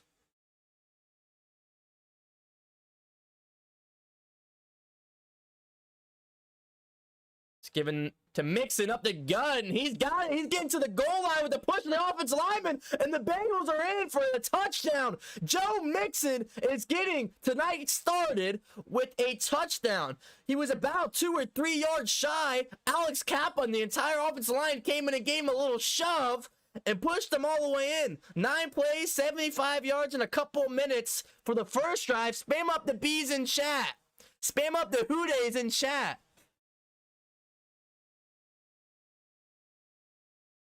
Hakeem Adeniji really helped on that play. Hakeem Adeniji, Leo Collins, and Alex Kappa pushed Mixon about 3 or 4 yards out into the end zone.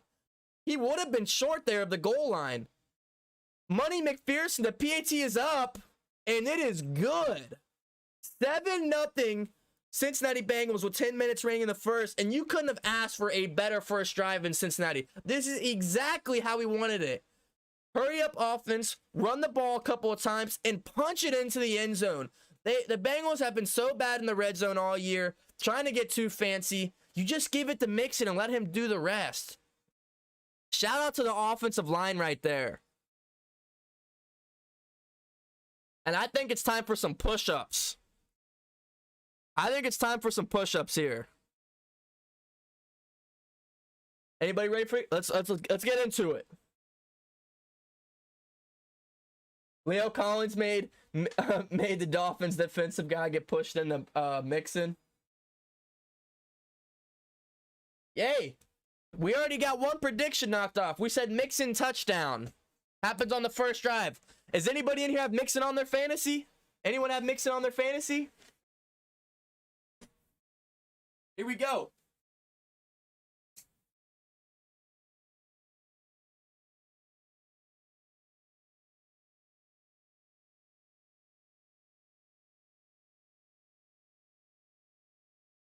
I think that was 7.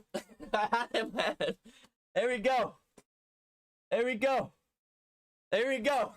You guys got Mixon? Oh, looks like multiple people got Mixon in the chat. I was going to get him, but of course in my fantasy league, there's like 20,000 Bengals fans, so everyone was getting Mixon early.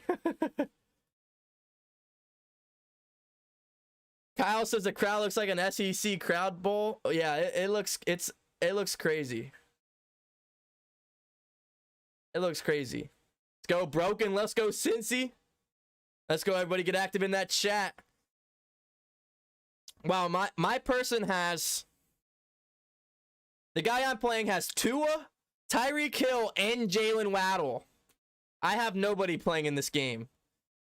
I have Tyler Boyd, but he is on my bench. So I have the guy against me has Tua, Tyreek Hill, and Jalen Waddle. Wow, wow, wow.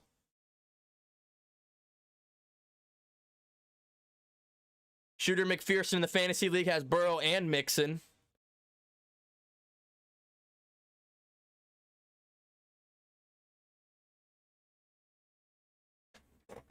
That is the first drive we've needed all year.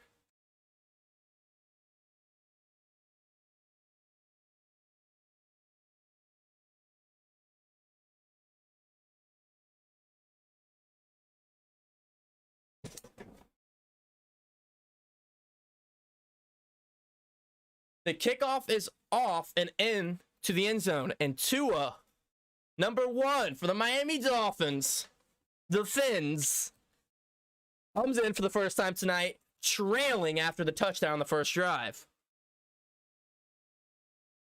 Trailing coming off the first drive. And here we go, Bengals defense. What can they do here? Guys, we're going to play the numbers game. 6-3 or 0 for the Miami Dolphins offense. 6 for a Miami touchdown, 3 for a field goal, 0 for a punt or a turnover. Tua starts the game under center here. Mostert with the carry. Gain of about 6 or 7 there to start the game. Jermaine Pratt wraps him up. But that's a good carry to start the game.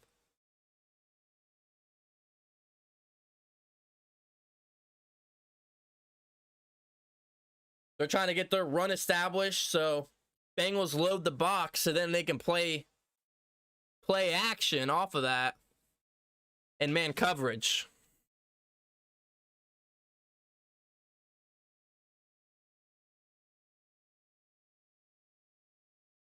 Second and 3 here for the Dolphins. Tua under center here.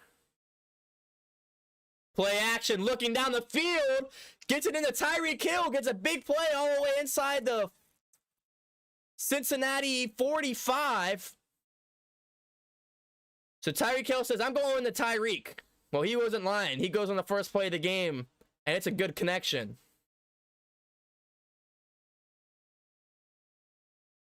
And that was a couple seconds away from an interception over the middle. It was either Logan Wilson or Jermaine Pratt in coverage. It was a zone coverage, so it wasn't man-to-man. First and 10, all the way to the Cincinnati 43-yard line. Tua sets, throws, has the man over to the 30 inside the 25. Jalen Waddle. So within 3 or 4 plays, the Dolphins are in the red zone, and this is not looking good for the Bengals defense.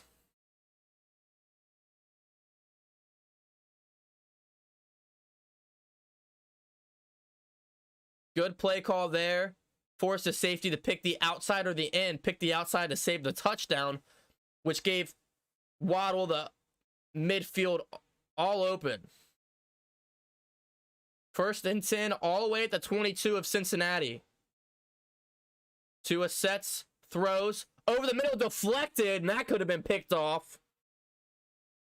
2nd and 10, and the Bengals defense can finally take a breather for a second. That was B.J. Hill on the deflection, and you get a ball tipped up and like that, you expect the defense to almost come down with it.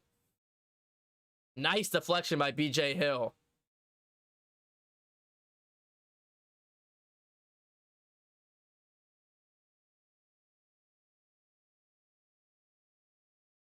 Second and 10 for the Dolphins. More play action. Looking down a sideline. Has a man. Gets 2 feet in and gets out of bounds. That was number 14 for the Dolphins. Shreffield. And I believe he got a first down. That was Von Bell that pushed him out of bounds.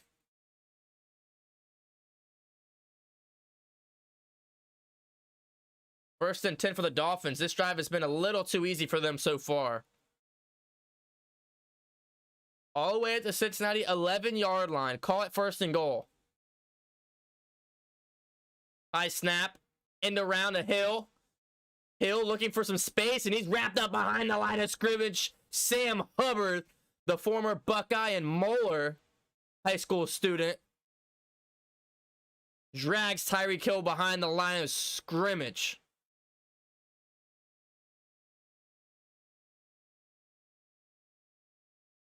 Sam Hubbard, one of the best rush defensive ends in the entire league.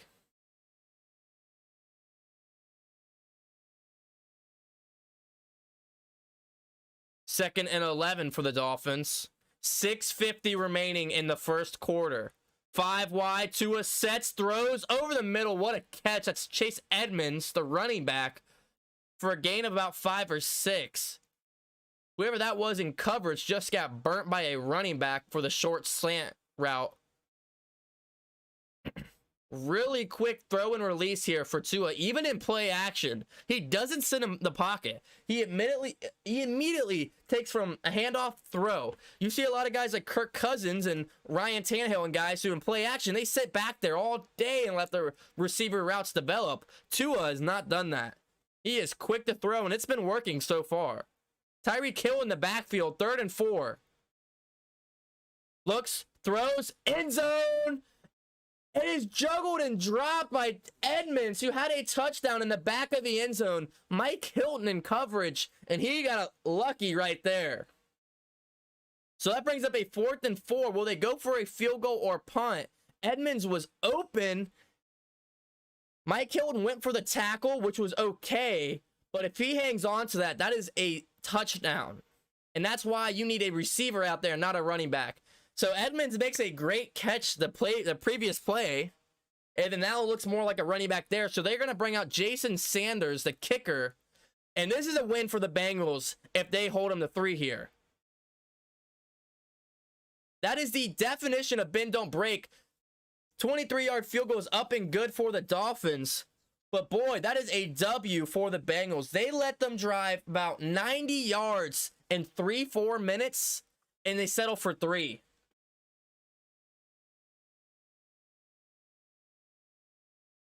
So, the way it was looking, that looks like a touch. Like, they're going to get into the end zone there, and they're going to score.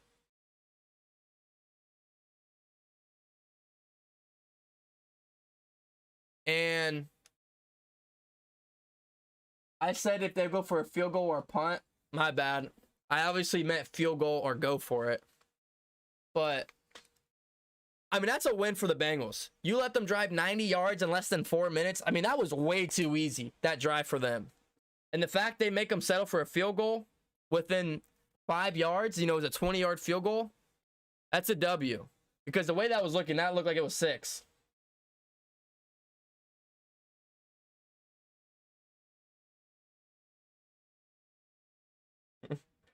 That crowd is definitely loud. I mean, that Cincinnati crowd, I mean, that Paycor is definitely sold out, and you can tell. I mean, they're going nuts.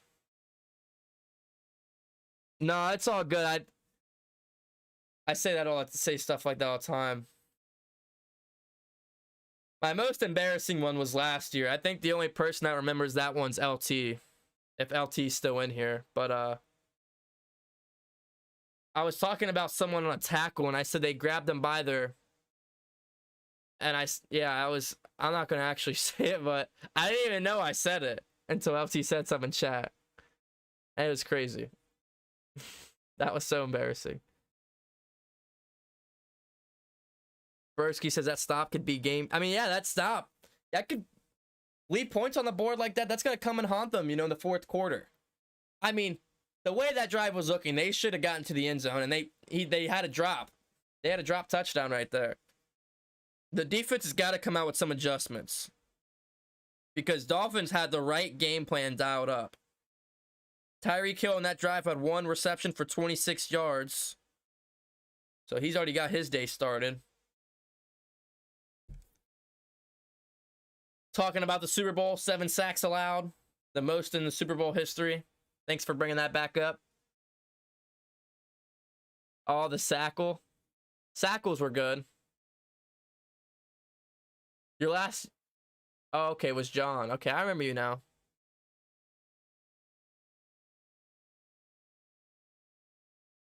Yeah, sackles, I might have to bring that back, honestly, because that's a good word. That's a good play on words. I'm going to bring sackles back for sure. Starting right now, I'm going to start saying sackles. If you think about it, it's a tackle and it's a sack. Call it a sackle. Like, I accidentally, blurted out a word, sackle, but it ends up making sense.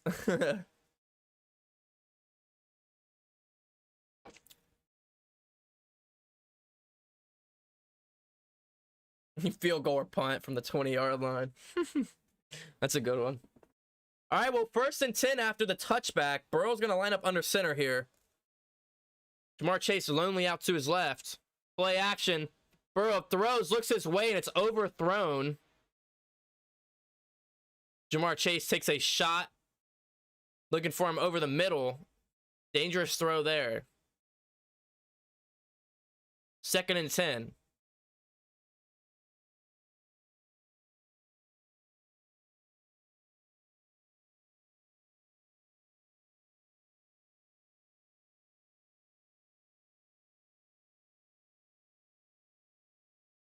Second and 10, 6 minutes remaining here in the first. Burrow sets, looks, throws, Mixon over the middle, tries to get to the outside, make a few miss, and turns us up for about 9 or 8 yards. Burrow had all day to throw there, decides to dump it off to Mixon, and it's going to bring up a 3rd and 1 for Cincinnati. Dolphins known for the man-to-man blitzing defensive schemes, which is aggressive against a team like the Bengals who rely on the big plays. 3rd and 1 here. Do you give it back to Mixon? You try to throw. It's going to be shotgun here. Tyler Boyd in motion. Higgins and Boyd to the right. Chase to the right. Tight. Burrow looks, dumps it off to Mixon to the outside. And he gets the first. Needed about a yard and a half, grab 2 or 3. The dump pass to Mixon picks up the first. So if you can't get Mixon going in the running game, start throwing the ball to him. He obviously is one of the most elusive players in the National Football League. If you give him the ball in space, he's going to make some players miss. Looks like the Dolphins' coverage has been pretty tight so far this drive. Burrow not really getting his first or second option. All the way to the Cincinnati 38-yard line, 1st and 10. Burrow under center here. This one's to mix him to the outside. Broke a tackle, then stumbles to the turf.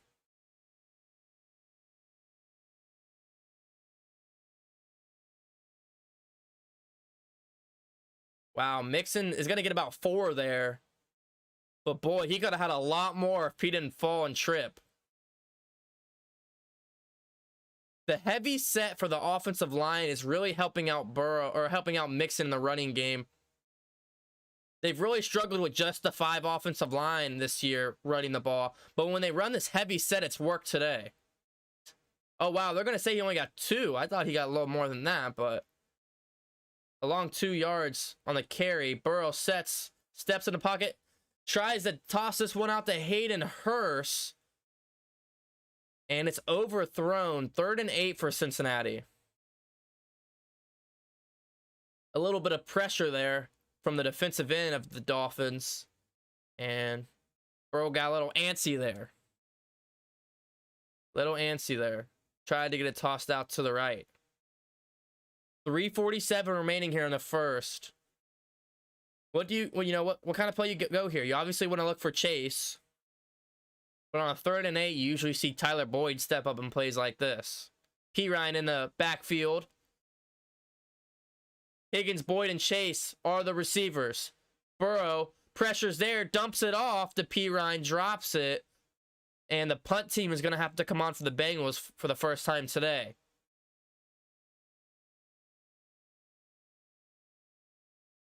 That was Ingram who had the pressure with Baker.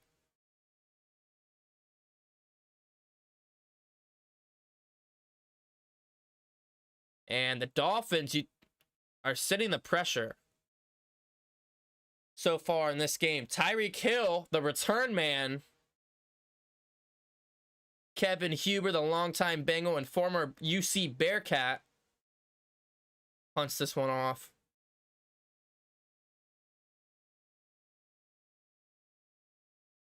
Fair catch for Tyreek Hill inside the 15-yard line, and the Dolphins will come back onto the field. 7-3 with 3 minutes remaining here in the first quarter. Appreciate that, N.A. Me. Appreciate that big time. It means a lot to me. Alyssa Conti in the chat. Yeah, that was a good punt. Houday LT. Yeah, that was a very good punt. Very good punt. And coming from Kevin Huber the past few seasons, I'll take it. I really didn't think Kevin Huber was going to make the roster this year. I really didn't. I thought they were going to give it to Drew Chrisman. And so did everybody else. Everybody I talked to in the Cincinnati area that was reporting on the preseason. Everyone thought Chrisman was getting the punt spot. But Kevin Huber gets it. What are our thoughts on the game so far, guys? Yeah, better than the butt punt.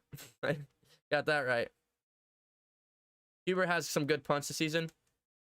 I mean, he does, but he doesn't have that booming leg like Drew Chrisman did. Inside the 15 is a good punt for the Bengals, but there's a lot of other teams in the league that have guys that are punting that inside the 10, inside the 5. But, you can't complain too much. Yeah, the butt punt, that was something else. Remember when I was doing it live, play-by-play, then I was looking at my NFL Red Zone, and I saw that, and I was like, did you guys see the punter who kicked it behind his head?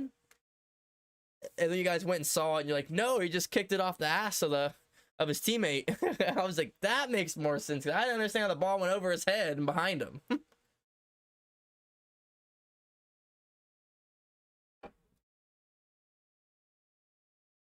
To be fair, it was a terrible punting situation for the punter. I mean, they were backed all the way up to like their 1 yard line and had to punt the ball off. That is bad.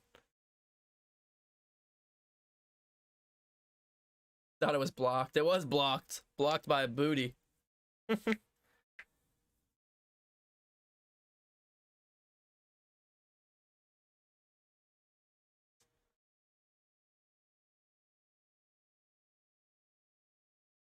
Just like that, here we go.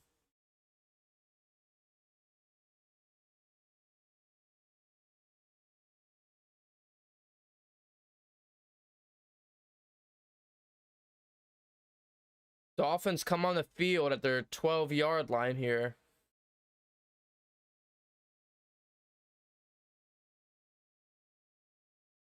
Mostert gets the run here. And he's going to get about a 12, 13-yard carry. But there is some dirty yellow laundry on the field, and this one might be coming back.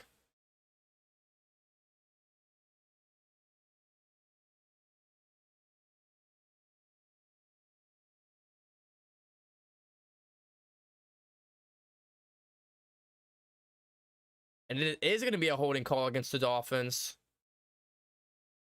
So they're going to back up here after the about 13-yard rush.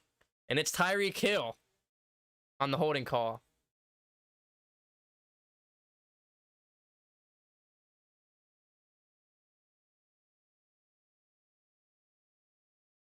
Al Michaels, gotta love him. One of the GOATs.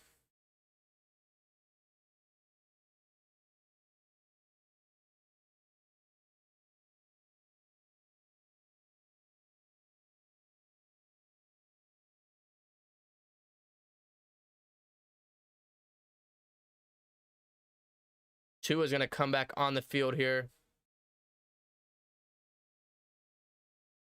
And they're gonna call a timeout to talk this one over.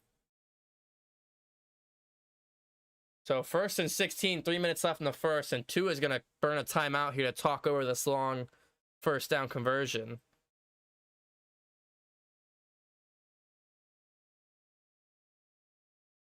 Still plenty of time in this first half. Got 3 minutes left in this quarter and all of the second. But it looks like the Dolphins really want to get a first down here on this drive after the holding call.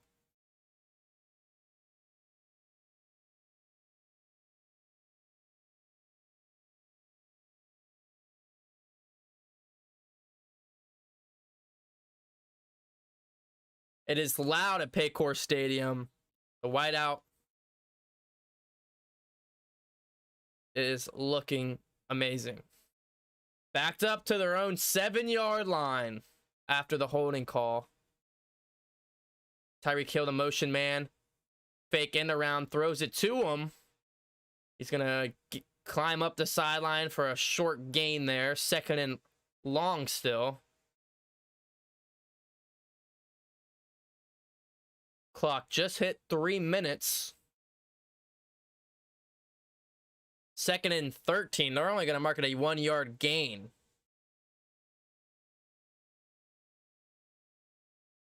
The punt is really a bunt. I see what you did there.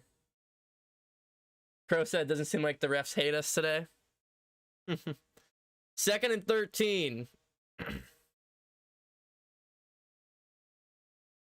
The clock is ticking. Will they get the playoff? And it's going to hit 0. Did they call a timeout? Confusion on the play call for the Dolphins. And they got to call their 2nd timeout of the half. I'm surprised they didn't just take the 5.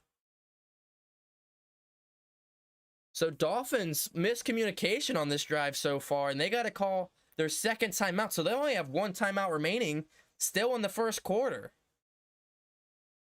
Obviously, it is loud at Paycor Stadium. Loud enough to where they don't even know what they're talking about. So, shout out to the fans.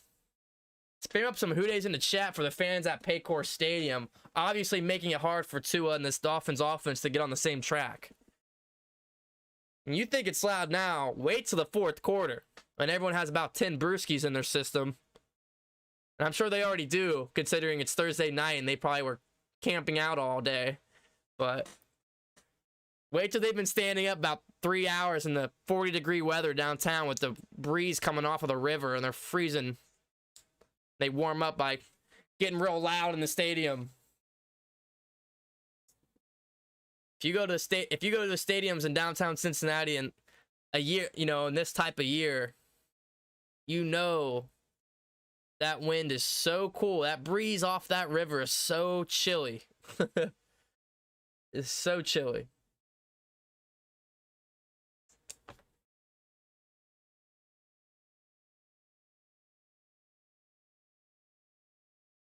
When I was interning with the Reds this last summer, there were some days where it was like warm because it was a summer, but it was like so chilly at some parts of the stadium because it was just the wind gust off the river was insane. And you get into September, October, November, December, etc., and Paycor is freezing. So far, my fantasy opponent has 10 points between Tua, Tyreek, and Waddle.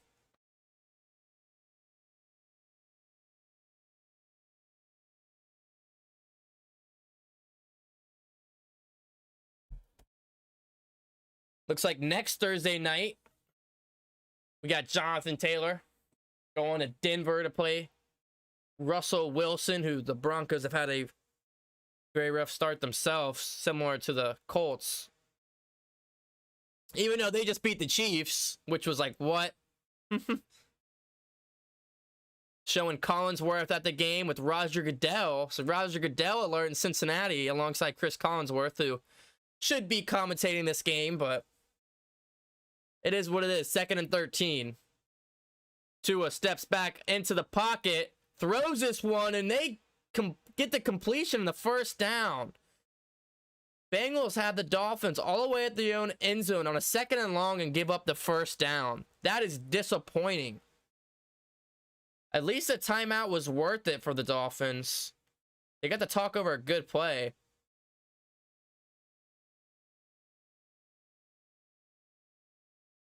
They put it over Logan Wilson and right in front of Jesse Bates to get completion to the tight end. 1st and 10 all the way to the 31. A handoff up the gut for a gain of a few there. And a 2nd and 8 for the Dolphins.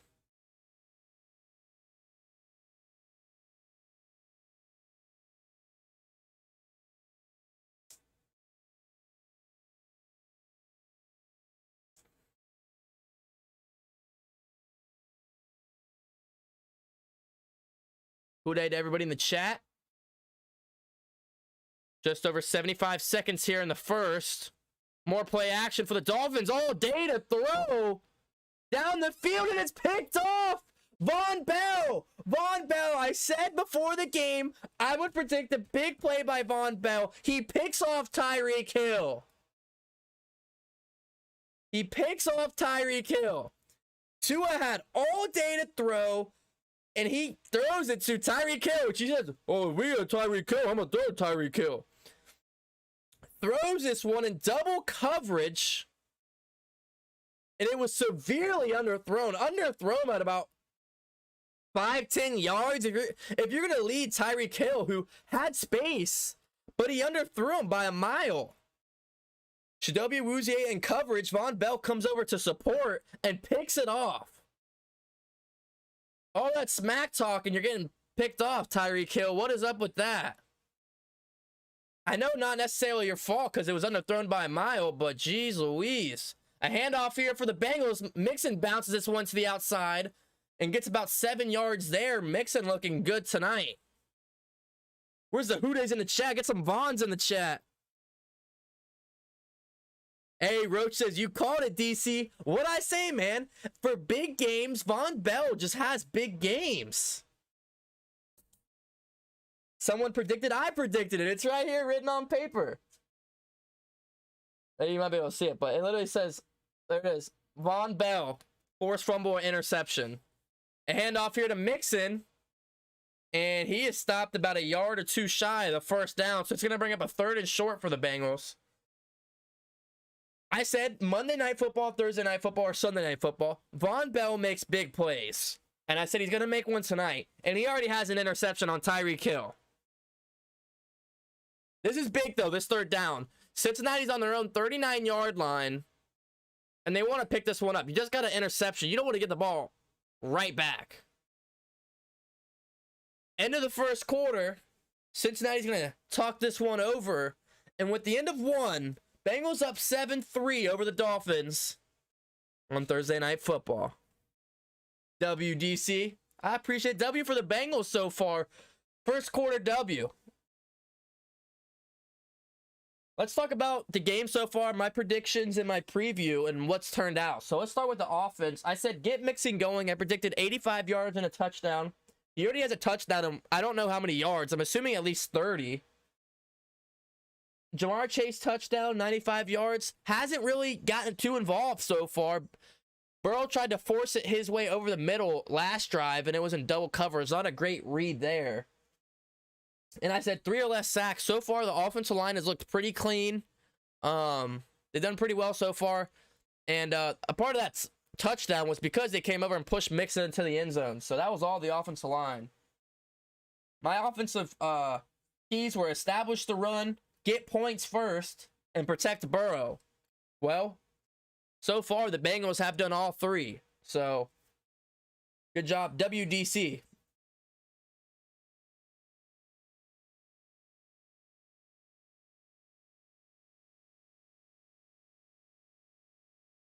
My defensive predictions.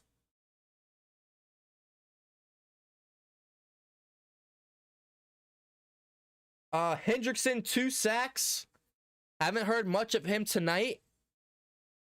And a Wouzier interception or big play. And Von Bell, interception or big play. My keys to defense were to pressure Tua, get turnovers, and Tyreek Hill, which was, open-ended.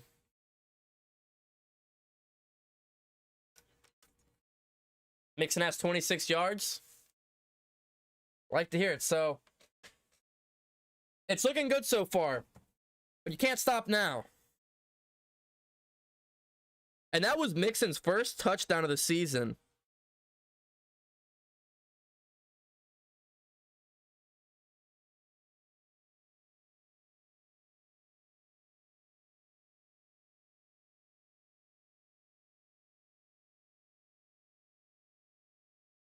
Guys, what are our thoughts on this drive? 6-3 or 0 in the chat. I got to see this third down first. It's third and short. We got to get this.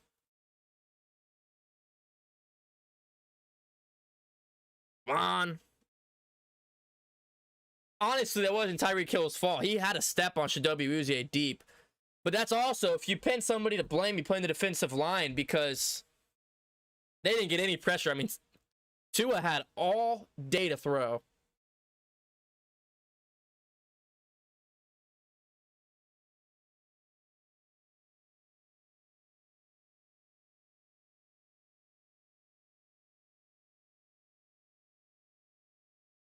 Third and 1. Burrow under center. Mixon in the backfield. Play action. Burrow throws. It's got by Wilcox. Breaks a tackle. Gets all the way to the 50, the 45, and wrapped up on the Miami sideline. Wilcox, the backup tight end, is the man on third and short. So going tight end heavy here to start the game. Hurst, and then now Wilcox. Looks like a drag route. He pulled off the block, hit a drag route across the middle, broke a tackle, and got down the field. The first option there, he was looking towards Tyreek Hill on a little out route for the first. That was covered, drew all the attention, and Wilcox was wide open. Now in Dolphins territory for the second time today. Mixing the give, the carry. Good gain of about 6 or 7 yards. Right up the gut. That was the side of Volson there. The rookie left guard.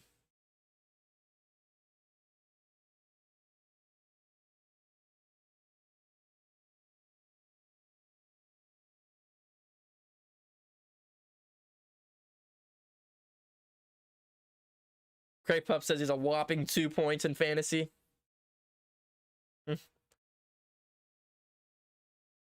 Back to Mixon this time, continuing that left side right behind Volson.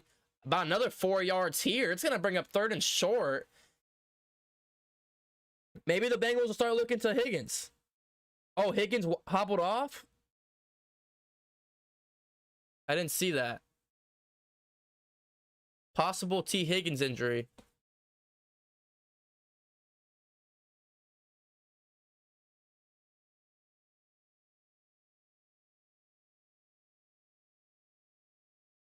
Third and 1 for Cincinnati on the Miami 34-yard line.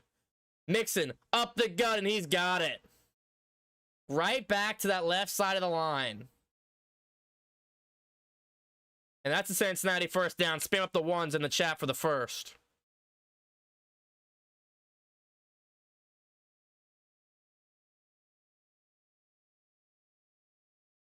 This offensive line looking the best it has all season. That was right off in between the center and the guard.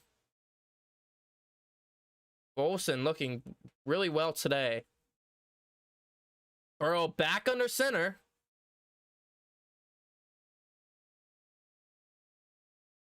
A heavy offensive line set.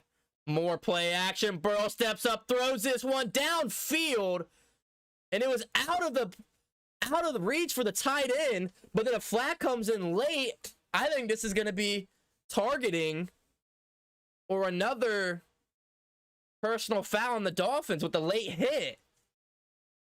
The safety had time to pull off here and not lay the hit because it was obviously not catchable. He still lays the hit.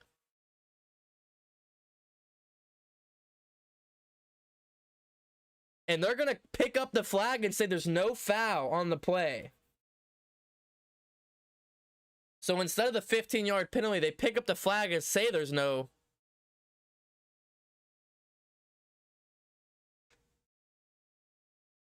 So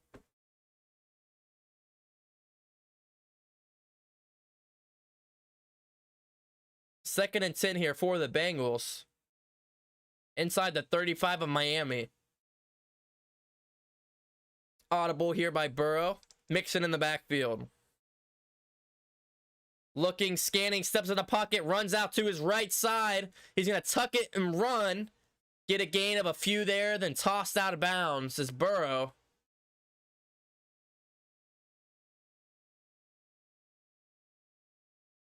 Joe climbs the ladder there. Didn't really see much happening. And gets a few.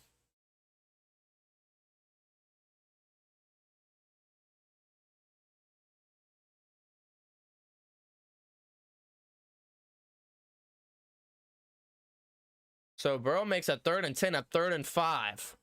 3rd and medium. Shotgun.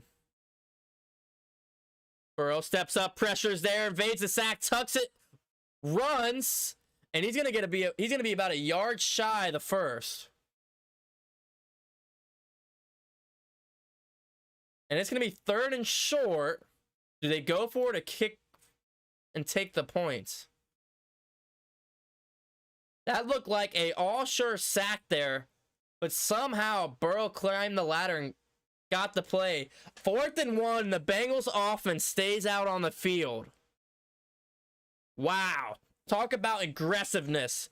Leaving it all right here. 4th and 1, instead of taking the easy 3, Bengals stay on the field. They get the play off. It's a pitch to Mixon to the outside. And they go with the play that hasn't worked all year long. What's up with the pitch? Why do they call that play? It hasn't worked a single time all year.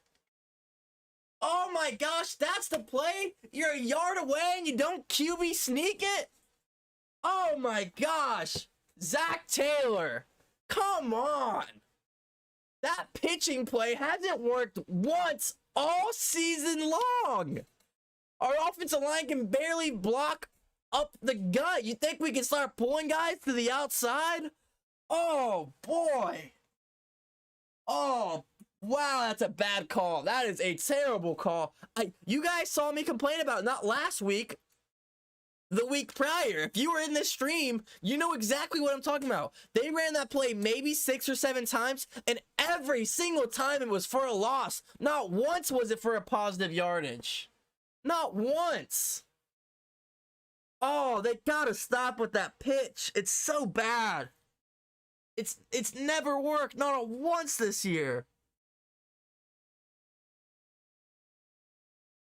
Dude, it's 1 yard. QB sneak it. What are we doing? Or kick the field goal.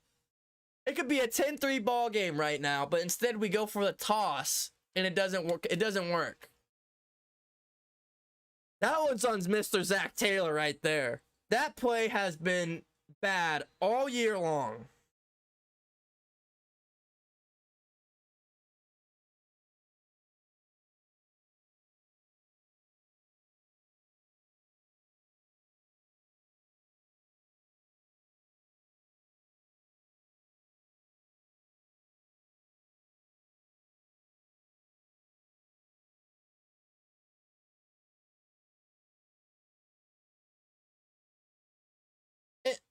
And what it don't make sense to me because we've been running so well up the gut. Even if you don't QB sneak it, give it to Mixon up the gut or the fullback. Give one of the tight ends in there, get Hayden Hurst and run him up the gut. I mean, we've been so dominant. 3, 4, 7, 12, 4, 3. Like, we've been getting so many good yardage up the gut. And then you just decide to go outside?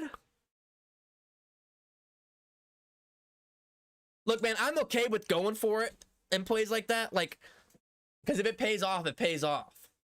But if you're going to go for it, at least run a good play. That's what got me on that play. I understand going for it. I really do. I just don't understand that play call. That play call I don't understand. Going for it, I understand. But anyways, turnover on downs for the Bengals. And Dolphins now have the ball. Basically a touchback as they're at their own 24-yard line. Fake toss pass. And Waddle had no idea the play call. But there's some dirty yellow laundry on the field. Let's see the call. Awuzie almost picked it off because Waddle didn't even know he was getting the ball.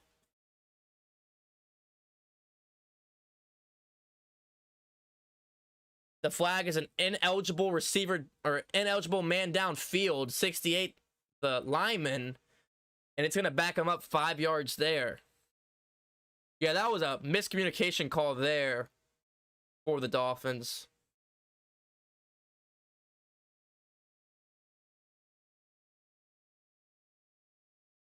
First and 15. Run up the gut. Edmonds for a gain of a few there.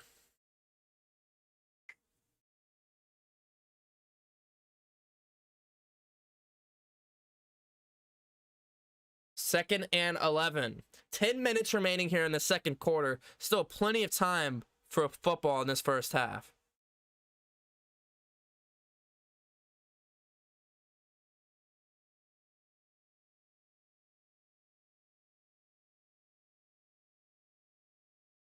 Fourteen's the man in motion. More play action. Tua looks, throws over the middle. Tyreek Hill has the catch and the Dolphins first down. Jesse Bates in coverage.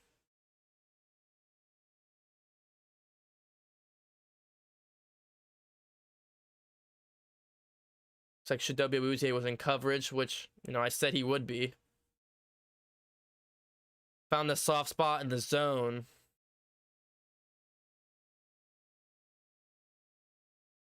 That was Wilson and Bates on the tackle. That's another conversion on a second or third and long. Dolphins have been well on that all day.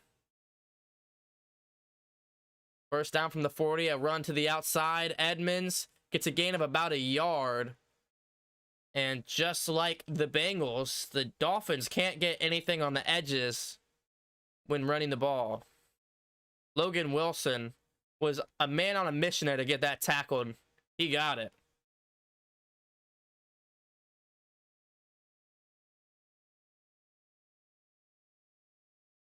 And that is why Logan is one of the best in the league. 7 interceptions since 2020, the most by a linebacker in the league. And he gets down and dirty with the tackles as well. Second and 9. Quick throw to Tyreek Hill out to the outside. And he's going to pick up about a gain of 4 or 5 there. Bringing up a third and medium for the Dolphins. Just under 8 minutes remaining here. It's a big third down. As you give this ball back to the Bengals, they are for sure going to try to milk the clock going into halftime. They need 4 yards here. Do they stay on the ground or do they throw? They're going to go 5 receivers wide, so that answers that. Bengals send 4. Tua throws down deep. Tyreek Hill looking for the ball.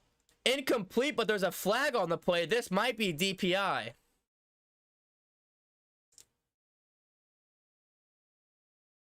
Chidobe Awuzie in coverage.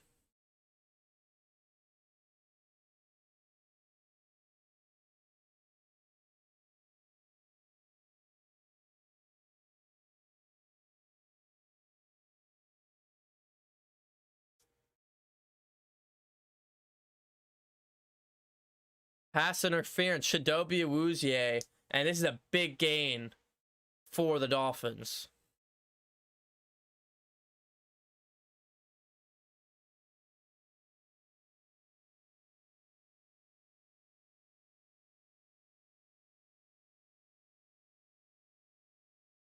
Awuzie with the rare DPI call.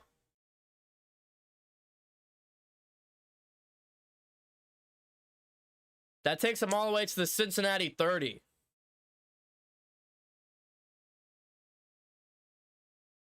Play action, pump fake, throws over the middle. Jesse Bates all over that one, looking for Waddle. Sniff that one out.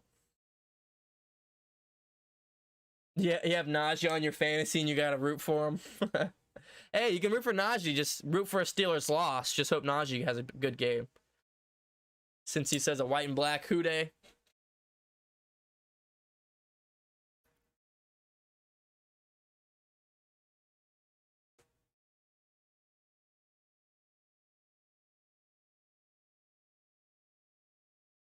Second and 10 for the Dolphins.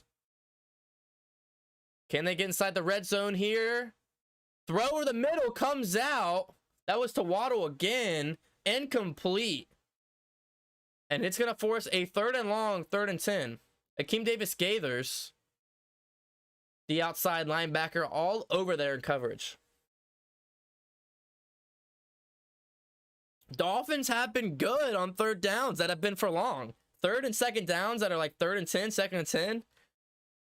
They've been nice. So let's see what they do here.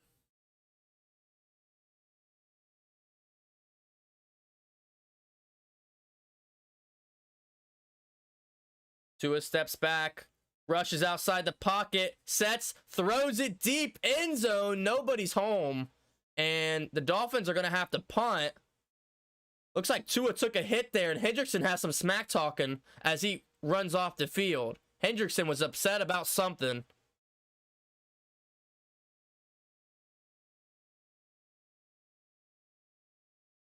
Hendrickson was there in pressure to force Tua to get rid of that one deep. And here comes the field goal unit for the Dolphins.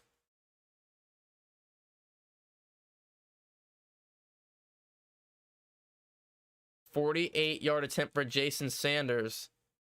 And Bengals fans are loud in Paycor Stadium.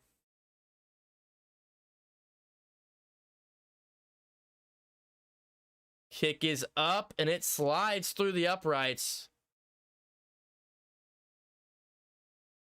Miami claws closer to the lead, 6-7. Bengals are still up with plenty of time in the first half.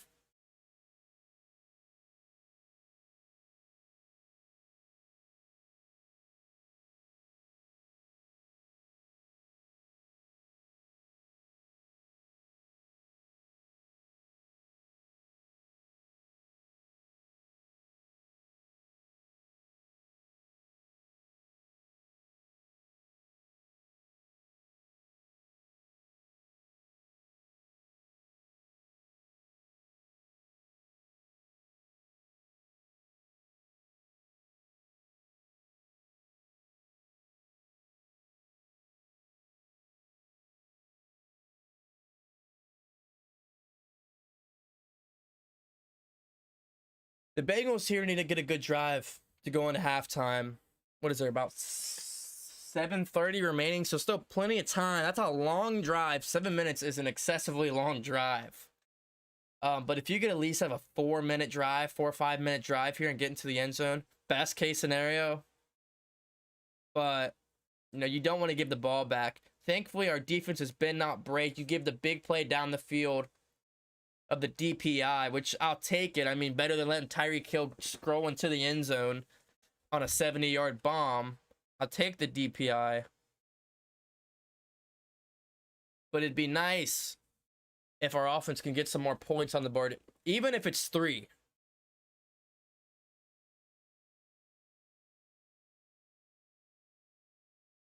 But, like, going forward on that, you know, that 4th and 1,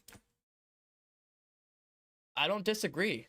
Some could say take your points, make it a 10-3, now a 10-6 game, but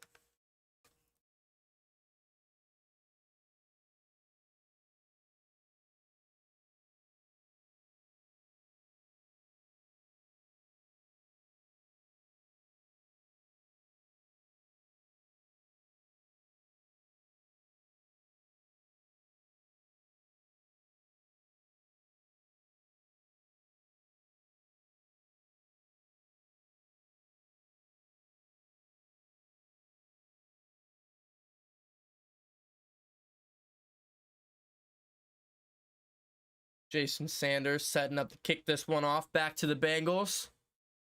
You bench Stafford for Lawrence. Okay. I benched Stafford for Russell Wilson, so. Crow says Bengals are getting 6 on this drive. What do you guys think? 6, 3, or 0?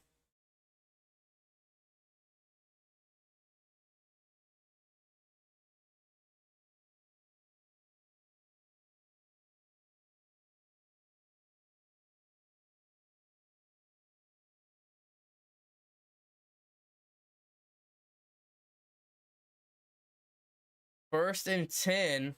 Cincinnati from their own 25 after the touchback. Mixon shakes and bakes. Gets about 5 there off the reception.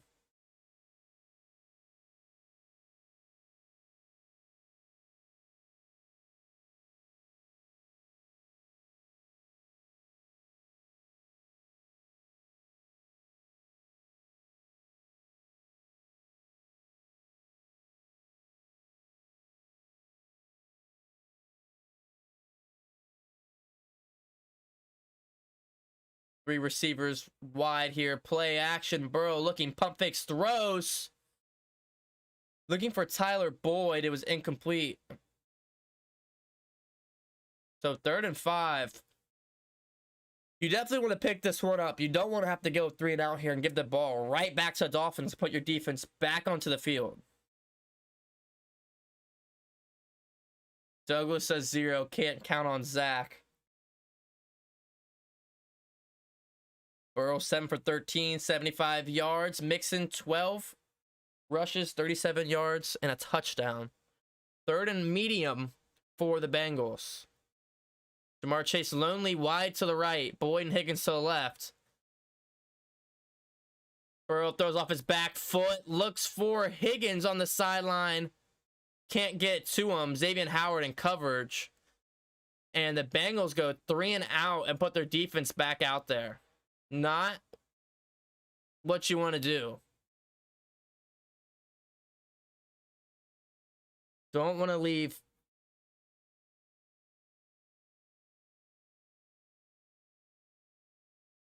your defense out there to dry like that. Kevin Huber set the punts this one off and gets a bad punt. Kevin Huber, man. Punts this one only to about the 30, 35, and then gets a backspin on the punt, and the backspin forces it all the way to the 45-yard line-ish. Should have signed Drew Chrisman instead, but Bengals bad break. Go 3 and out, put your defense back out there, then have a terrible punt. Bad drive and a half here for the Bengals. I want to see exactly how many yards that punt turns out to be.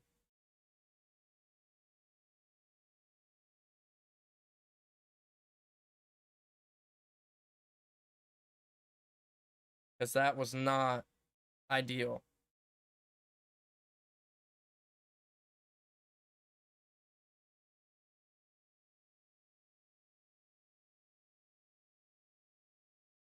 We need to try to get Chase involved. Yeah, Jamar Chase has had quite a bit of a quiet game. Same with T. Higgins. I mean, really not much going on. Burrow only has 75 yards. So, really, the only person that's been on it today is Hayden Hurst. 619 Bengals fan says, I first said they should have gone forward on 4th, but now that I said that, they should have kicked the field goal. Feel that. Trey Pup said they got to make some throws. I mean, unless Burrow's making the wrong read, the coverage is tight, but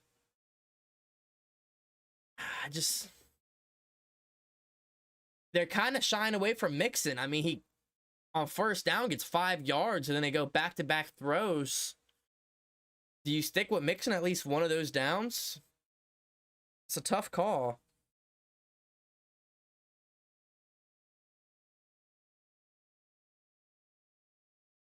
Wow. That was a 28-yard punt. 28-yard punt.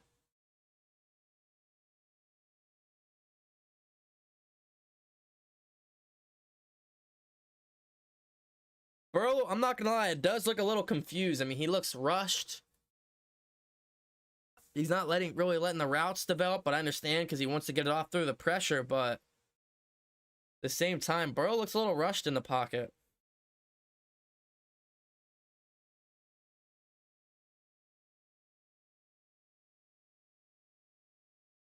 That opening drive touchdown, it's really slowed down since.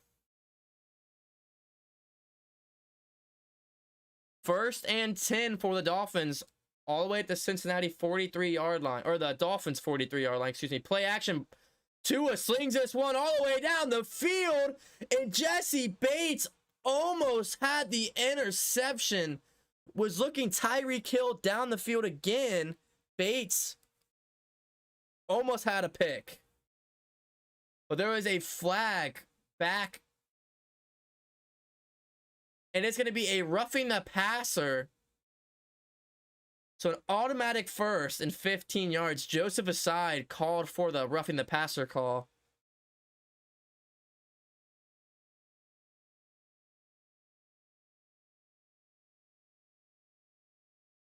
And, I mean, he got the Tua low. It was kind of the way Tua folded from the tackle, got him the call. If he wouldn't have fell like that, I bet you they don't get the call.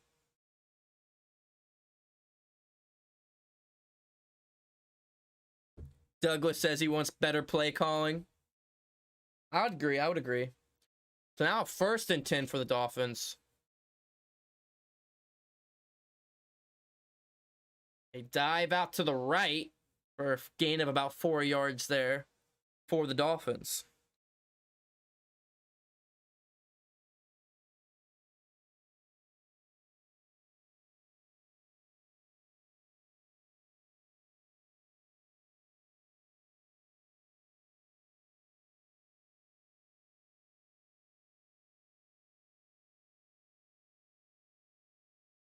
Second and 7. More play action. Tua rolling to his left. Sets, throws, pump fakes. Pressure's there. Hits home with a sack. Tua is slung down to the field, and I think he's concussed. Wow, Tua is concussed. It is bad. It is bad. Tua got slung. No flag on the play. He was just slung on his backside, and Tua is in the fencing position, which signals for some type of head trauma injury.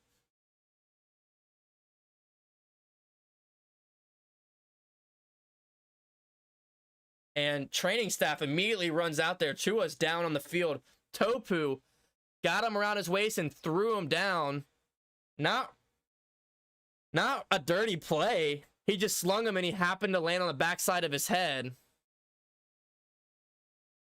Which makes the cause that with how bad the fencing position, like, you got to think he had a concussion on Sunday. Like, that's the type of concussion. It looks like he just got off a concussion Sunday, which the Dolphins lied about, which is why they're being investigated. And look at him now in a fencing position. Are they going to lie about this one and say he's not concussed? I mean, I'll say this. The Dolphins are going to be in big trouble if the investigation leads to them finding out he had a concussion Sunday, and then they lied, and then rushed him to play Thursday night, and then he suffers another concussion within 7 days. That is so dangerous to mental health and, like, the future of CTE and, like, what his life is going to become. Like, all I know is the Dolphins are going to be under a lot of firepower if they figure out they lied about Thursday or Sunday about the concussion being a back injury, which they're already being investigated about. But if this leads to concussion, which he obviously is concussed, I mean, he's stuck on the field in a fencing position. Like, they're going to be in a lot of trouble.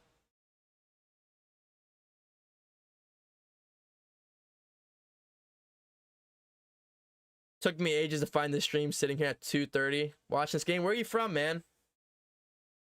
Yeah, Crow said, oh boy, Finn's about to catch a case. They're going to be in some real trouble, man, because they're already being investigated.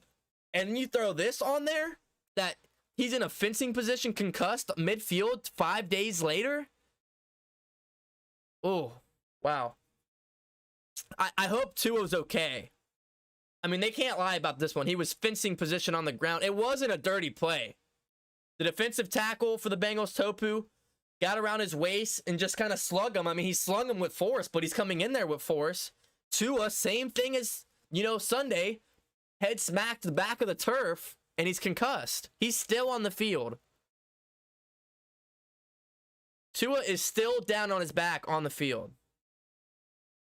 Topu just grabbed him around the waist, flung him like defensive linemen do quite often.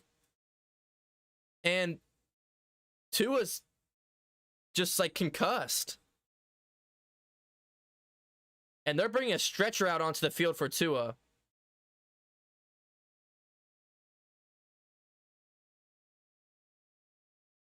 And I hope he's okay because, like, you don't want to see this from any player, no matter the team, no matter the situation. I hope he's okay. But I hope if the Dolphins lied, I hope they get their ass caught on fire for this. Because they're to blame on his injury. If this ends up being severe, the stretcher comes out and they're trying to get him on there and take him off the field. I hope the Dolphins front office or medical staff, whoever made that decision to say that it was a back injury, not a concussion, if they end up lying, someone's got to get in trouble here. I don't know who. If it's the head coach, the medical staff, I don't know who. But someone's getting in trouble here. And they should, because this is... Tua's health is just way more than a game. Like, way more than the NFL. I honestly, like, hate sitting here and talking about it. It's making my stomach turn. Because at the end of the day, these guys are humans. And, they got families of their own. They got lives of their own. They got their own health. And if you lie about it to get him to play, I don't know. This isn't no regular concussion, guys. I mean, he can't even get off the field. They're bringing a stretcher on. He's in the fencing position you see with bad concussions. Which usually means they were concussed not too long before. Which would make sense to Sunday. Sunday. And by the way, Bengals are on the field, on the knee, showing their respects. Like, they obviously didn't want this to happen. And like I said, it wasn't a dirty play. There's no flag on the field about, roughing the passer or anything. It just is a football play. So prayers up to Tua. I hate to see it, man. I hope he's healthy. And it looks like Teddy Bridgewater will be coming out to play the rest of the game. Because obviously, you can't return off of being put on the stabilizer board to come off the field. You know what I mean? Like, he obviously isn't returning for this game. So Teddy Bridgewater will be the quarterback for the rest of the game. Who I actually have a jersey of. I have a jersey of Teddy when he was on the Vikings. So I'm a huge Teddy Bridgewater fan. His whole life story is amazing. Look into it if you haven't already. Still on the field. This is scary, guys. This is real scary.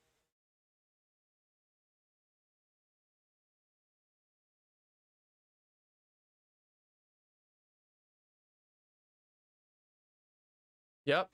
They just said his fencing position is a response to neurological damage.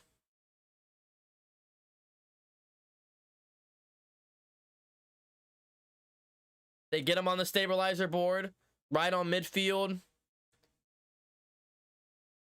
And he'll probably be taken right downtown to, UC Health. Something this serious, he's going to be in a hospital right here in downtown Cincinnati. Players on the field still. Get up, tapping on him and stuff. I mean, they didn't even take his helmet off. They kept his helmet off and took that face mask off with that feature they have on these new helmets. It's bad, guys. They didn't even take his helmet off.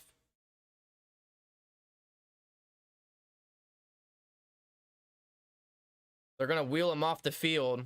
They're wheeling him off the field now in the stabilizer board.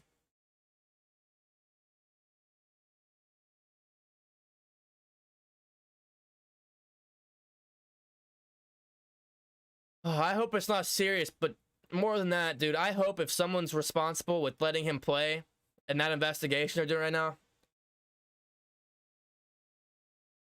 And the Bengals stadium screaming Tua, Tua, Tua. Showing some class. Shout out to Paycor Stadium, all the fans down there cheering off Tua as he's carted off the field. So with that being said, the drafted fighting Viking, Teddy Bridgewater, one of my personal favorite players of all time. I love Teddy B. Two Glove Teddy, University of Louisville alum, excuse me.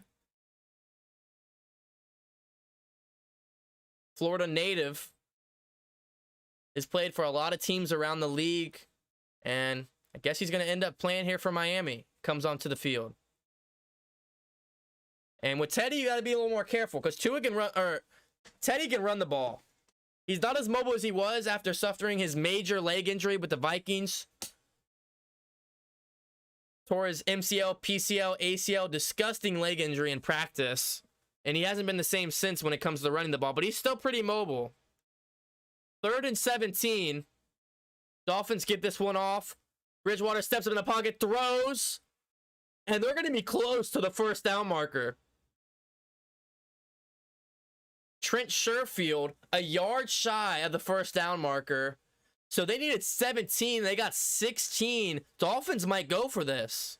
So Bridgewater comes off the bench, comes in and shoots a 16-yarder. Beautiful throw. Jesse Bates in coverage on the wrap-up. Bengals a little too conservative there. Yeah, Teddy Two Gloves. Crow knows about him. Oh, and they're going to settle for the 3. So wow, I would have gone for it there. 52 yards. It is up, and I think it's blocked. Field goal's no good. It sounded like it was blocked. Bengals get the block on the field goal. And get some hoodays in the chat. Bengals get the block on the field goal. I thought Miami would have gone for that anyway. 52-yard field goal. They're aggressive offense. They only need a yard, and they go for the field goal. It is blocked.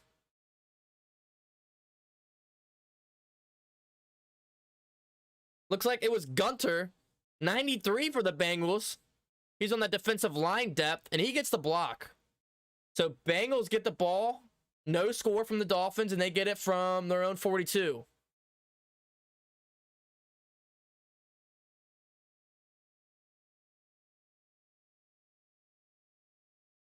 Mixon gets a gain about 2 or 3 there.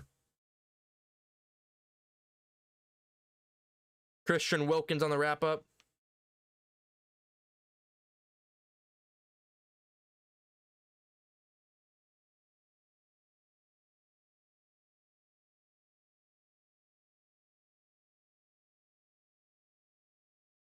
Second and 10 here. Burrow shotgun. Looks, throws. Mixon. And he gets going nowhere. And another 3rd and long. The boos pour in for the Bengals as this play calling has been atrocious since the first drive.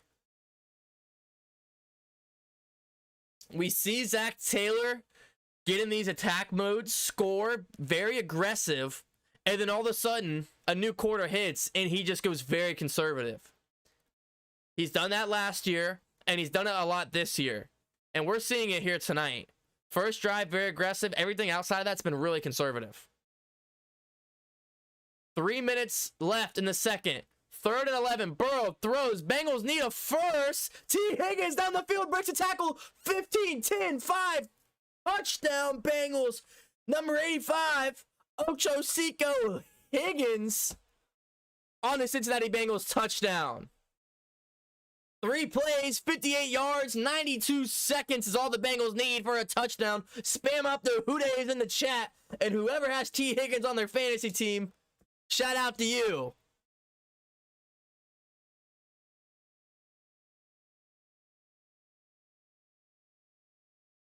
Let me see the hoodays in the chat. As I was just talking about the conservative play calling, Bengals finally take a shot. Xavier Howard, one of the best corners in the league, man-to-man coverage at T. Higgins. Higgins just creates that space with his lengthy 6'3" build. Extra point is up, and it is good. Money Mac. And that pushes the lead 14-6.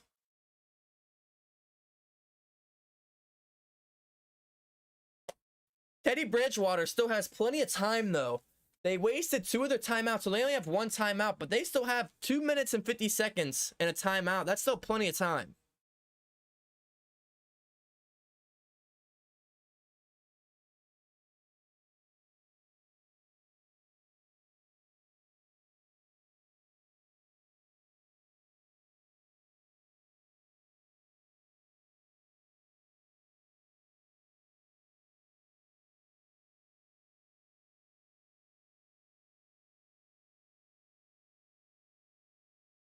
Douglas, Kajume, Kyle, Crow, Crape Up, Timo, everybody in chat. And this is well said. Kyle says Zach was scared the crowd was going to flip if he didn't get the right play call there. And they had like a 2 or 3 second boo before that play. A little boo. Because of the conservative play calling. And then boom, next play. Down the sideline, T. Higgins, big play touchdown. So, Kyle, you're right on that one, man. And it looks like Zach was just taking his time. Just waiting to make his shot. A lot of people thought it would be Jamar, but it ends up being T.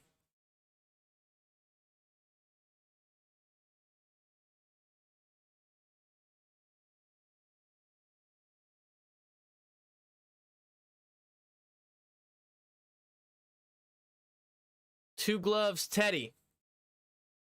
Former Louisville Cardinal. What does he got here for Miami? Under center. Hands this one off.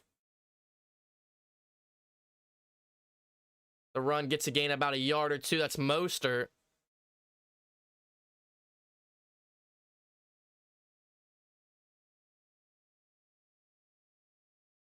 Just over 2 minutes and 30 seconds. Miami doesn't seem to have a lot of urgency here for only 1 timeout. I thought they'd come out a little more aggressive, but they're taking their time with their play call.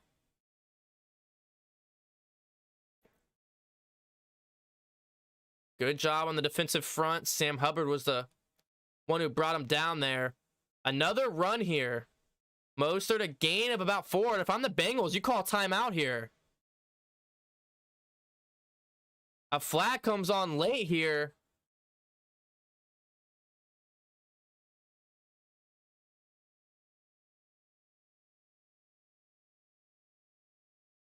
Two minutes and 5 seconds. The clock stops with the flag. Refs are talking it over. He got back up. Oh my gosh. They call it unnecessary roughness call because the whistle was blown. Oh, that's on Sam Hubbard. And you know Sam Hubbard is like the least dirtiest player in all of the NFL. I don't think that guy's had a dirty play in his entire career. Like, he's just one of the cleanest players. That is a bad unnecessary roughness call. And Zach Taylor is absolutely bamboozled. The guy got back up and tried to continue running. What do you want the defender to do? So that takes it to the 2-minute warning. But the big problem there is that that's an automatic first. So it looked like the Dolphins were just trying to run the clock out and make the Bengals use their timeouts. It seemed like they had no urgency to get any points this drive. Well, now that's totally different with the automatic first at the 2-minute warning. If not, if they're just trying to continue to run the clock out, then that hurts the Bengals because now they have to actually waste more of their timeouts because it's on first down. So that's a tough break there for the that's tough.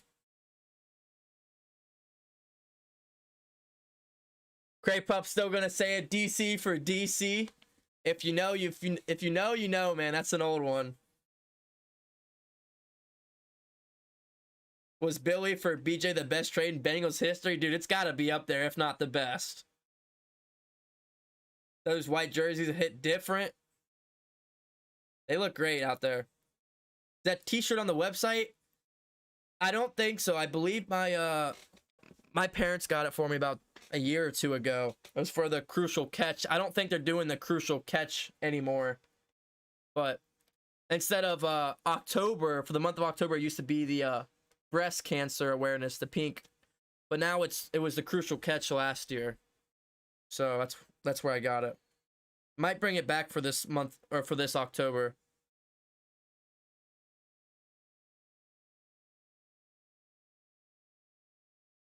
From Northern Ireland here, can someone answer how easy it is to get one of the white helmets?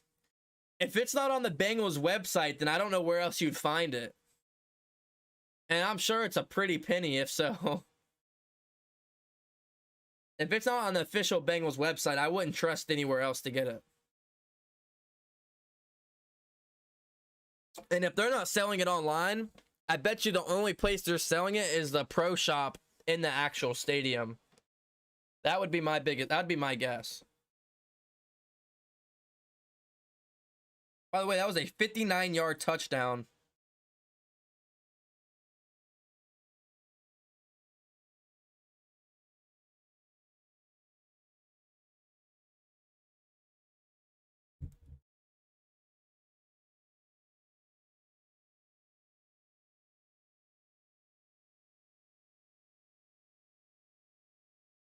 So Dolphins have a timeout here and 2 minutes to make something happen, starting on first. I've seen it on eBay, but it's only like 400 British pounds. I don't know if I trust eBay. I don't shop on eBay, so I don't know, but I don't know if I trust that. How much is that in dollars?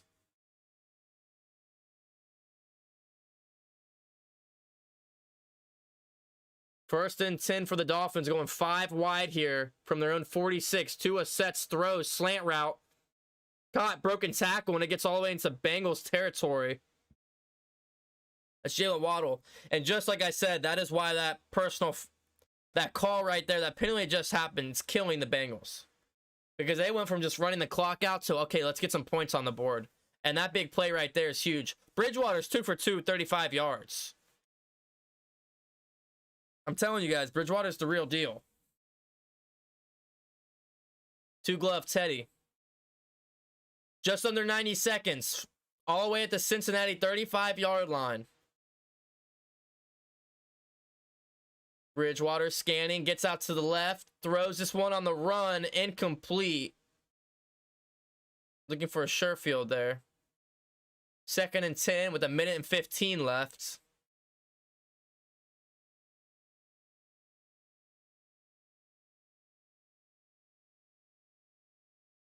Hendrickson was on a tight end right there. Got back there quickly to Teddy B.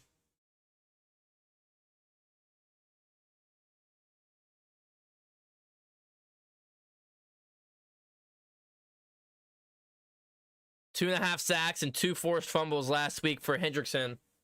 Looking to make something happen here. Dolphins still have their timeout. End of fake end around here. Quick throw to Tyreek Hill. Turns this one up for a first. Grabbed 11 before getting out of bounds. And Dolphins are moving quick with only having one timeout. It was a fake end around to the right. Teddy comes out to the left. Tosses this one to Hill. He was wide open. Safe to say that Bengals defense really bit on that play call there.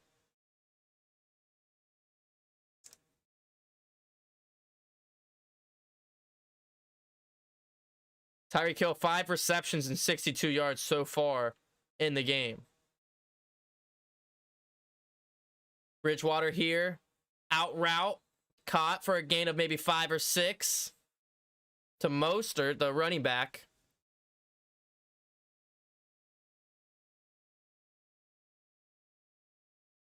A minute and 3 seconds here because he got out of bounds. It's a gain of 6.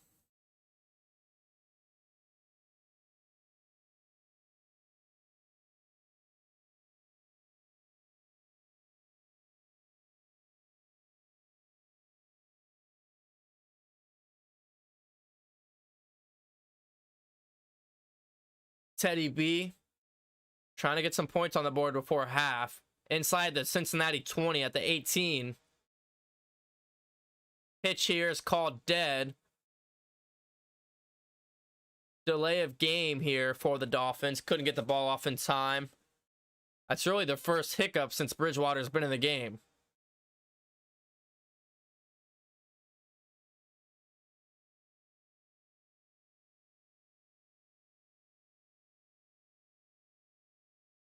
legit has to be the best backup QB in the league. I don't know, man.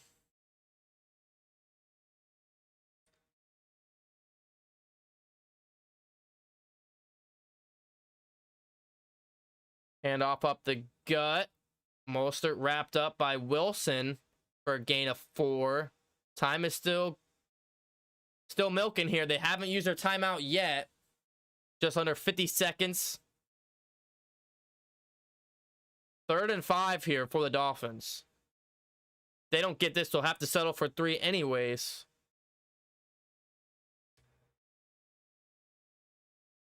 Now 35 seconds, getting down to 30 seconds. And it's 3rd and medium. Bengals showing blitz. They send 4.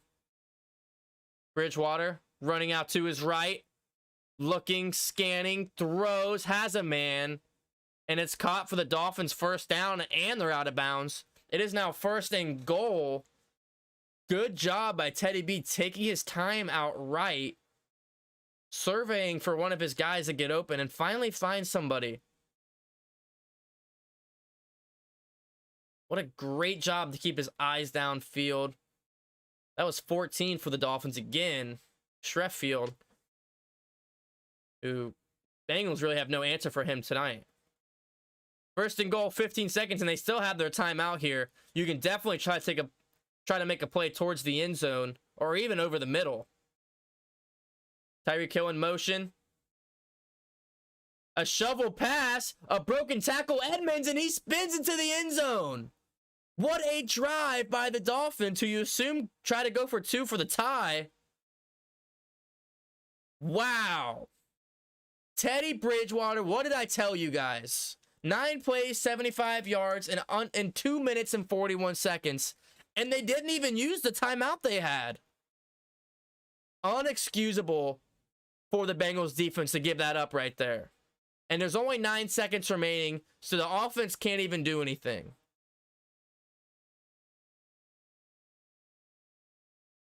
And they're going to go for the extra point. They're not going to go for the tie, which I find interesting.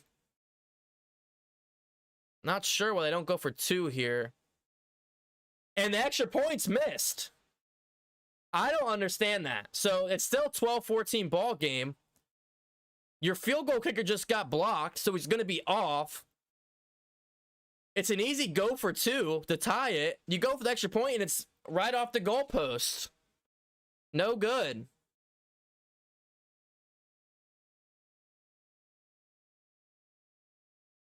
It was a shovel pass to Edmonds. Fake end around, shovel pass for Edmonds. And Bridgewater took a shot from Sam Hubbard as well. Great elusiveness from Edmonds to spin into the end zone. I thought he was going to be wrapped up about a yard or 2 shy. But he got in there. So Bengals still up 14-12 after the Dolphins touchdown. I'm just not sure why I don't go for 2 there. Can we get Doink in the chat? Can we get some more Doinks in the chat?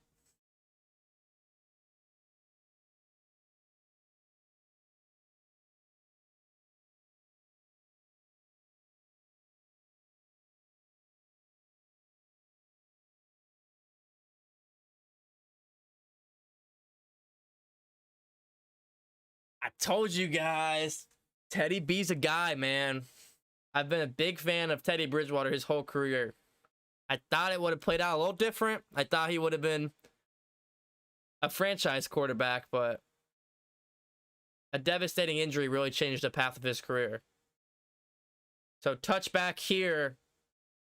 Gonna assume Bengals take a knee and send it in the half with only 9 seconds left.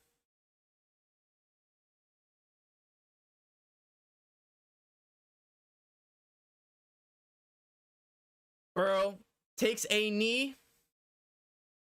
And we're going to send this one in the half. 14-12. Bengals up here at half Thursday Night Football. But it's still anybody's game. Still anybody's game. Teddy Bridgewater will be manning the Dolphins the rest of this game, with Tua being evaluated for a concussion. Rushed off the field. Still anybody's game. Well, for halftime, let's get into my preview and prediction. Mixon, a touchdown, 85 yards. Looking like that's going to hit. Jamar Chase, touchdown, 95 yards. That's the one that's been off. 3 or less sacks. Offensive line's been playing really well so far. So that's holding up.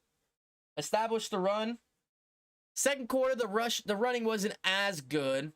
To be fair, our offense really wasn't on the field that a lot in that second quarter.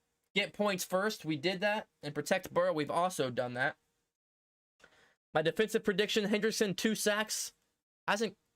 Was he the... No, he wasn't the one that got the sack. So not much going for him so far. Chidobe Awuzie, big play. Nothing really going for him so far. He's actually had a bit of a struggle. And then Von Bell, an interception. And we called it. I said keys to defense, get pressure on the QB. Done that a lot in the first quarter, a little bit in the second. Not as much in the second. You could tell our defense was fatigued and exhausted because they were on the field so much. And then Tyreek Hill shut him down after all the trash talk. He's had a pretty good half. I think he's about 60 yards or so and 5 or 6 receptions. So a pretty decent half for Tyreek Hill. I'm going to go on a little break here for halftime, guys. Couple-minute break. I'll be right back. Let me know your guys' thoughts heading into the second half. I'm going to use a little bathroom break and grab a drink. I will be right back, guys, for the second half.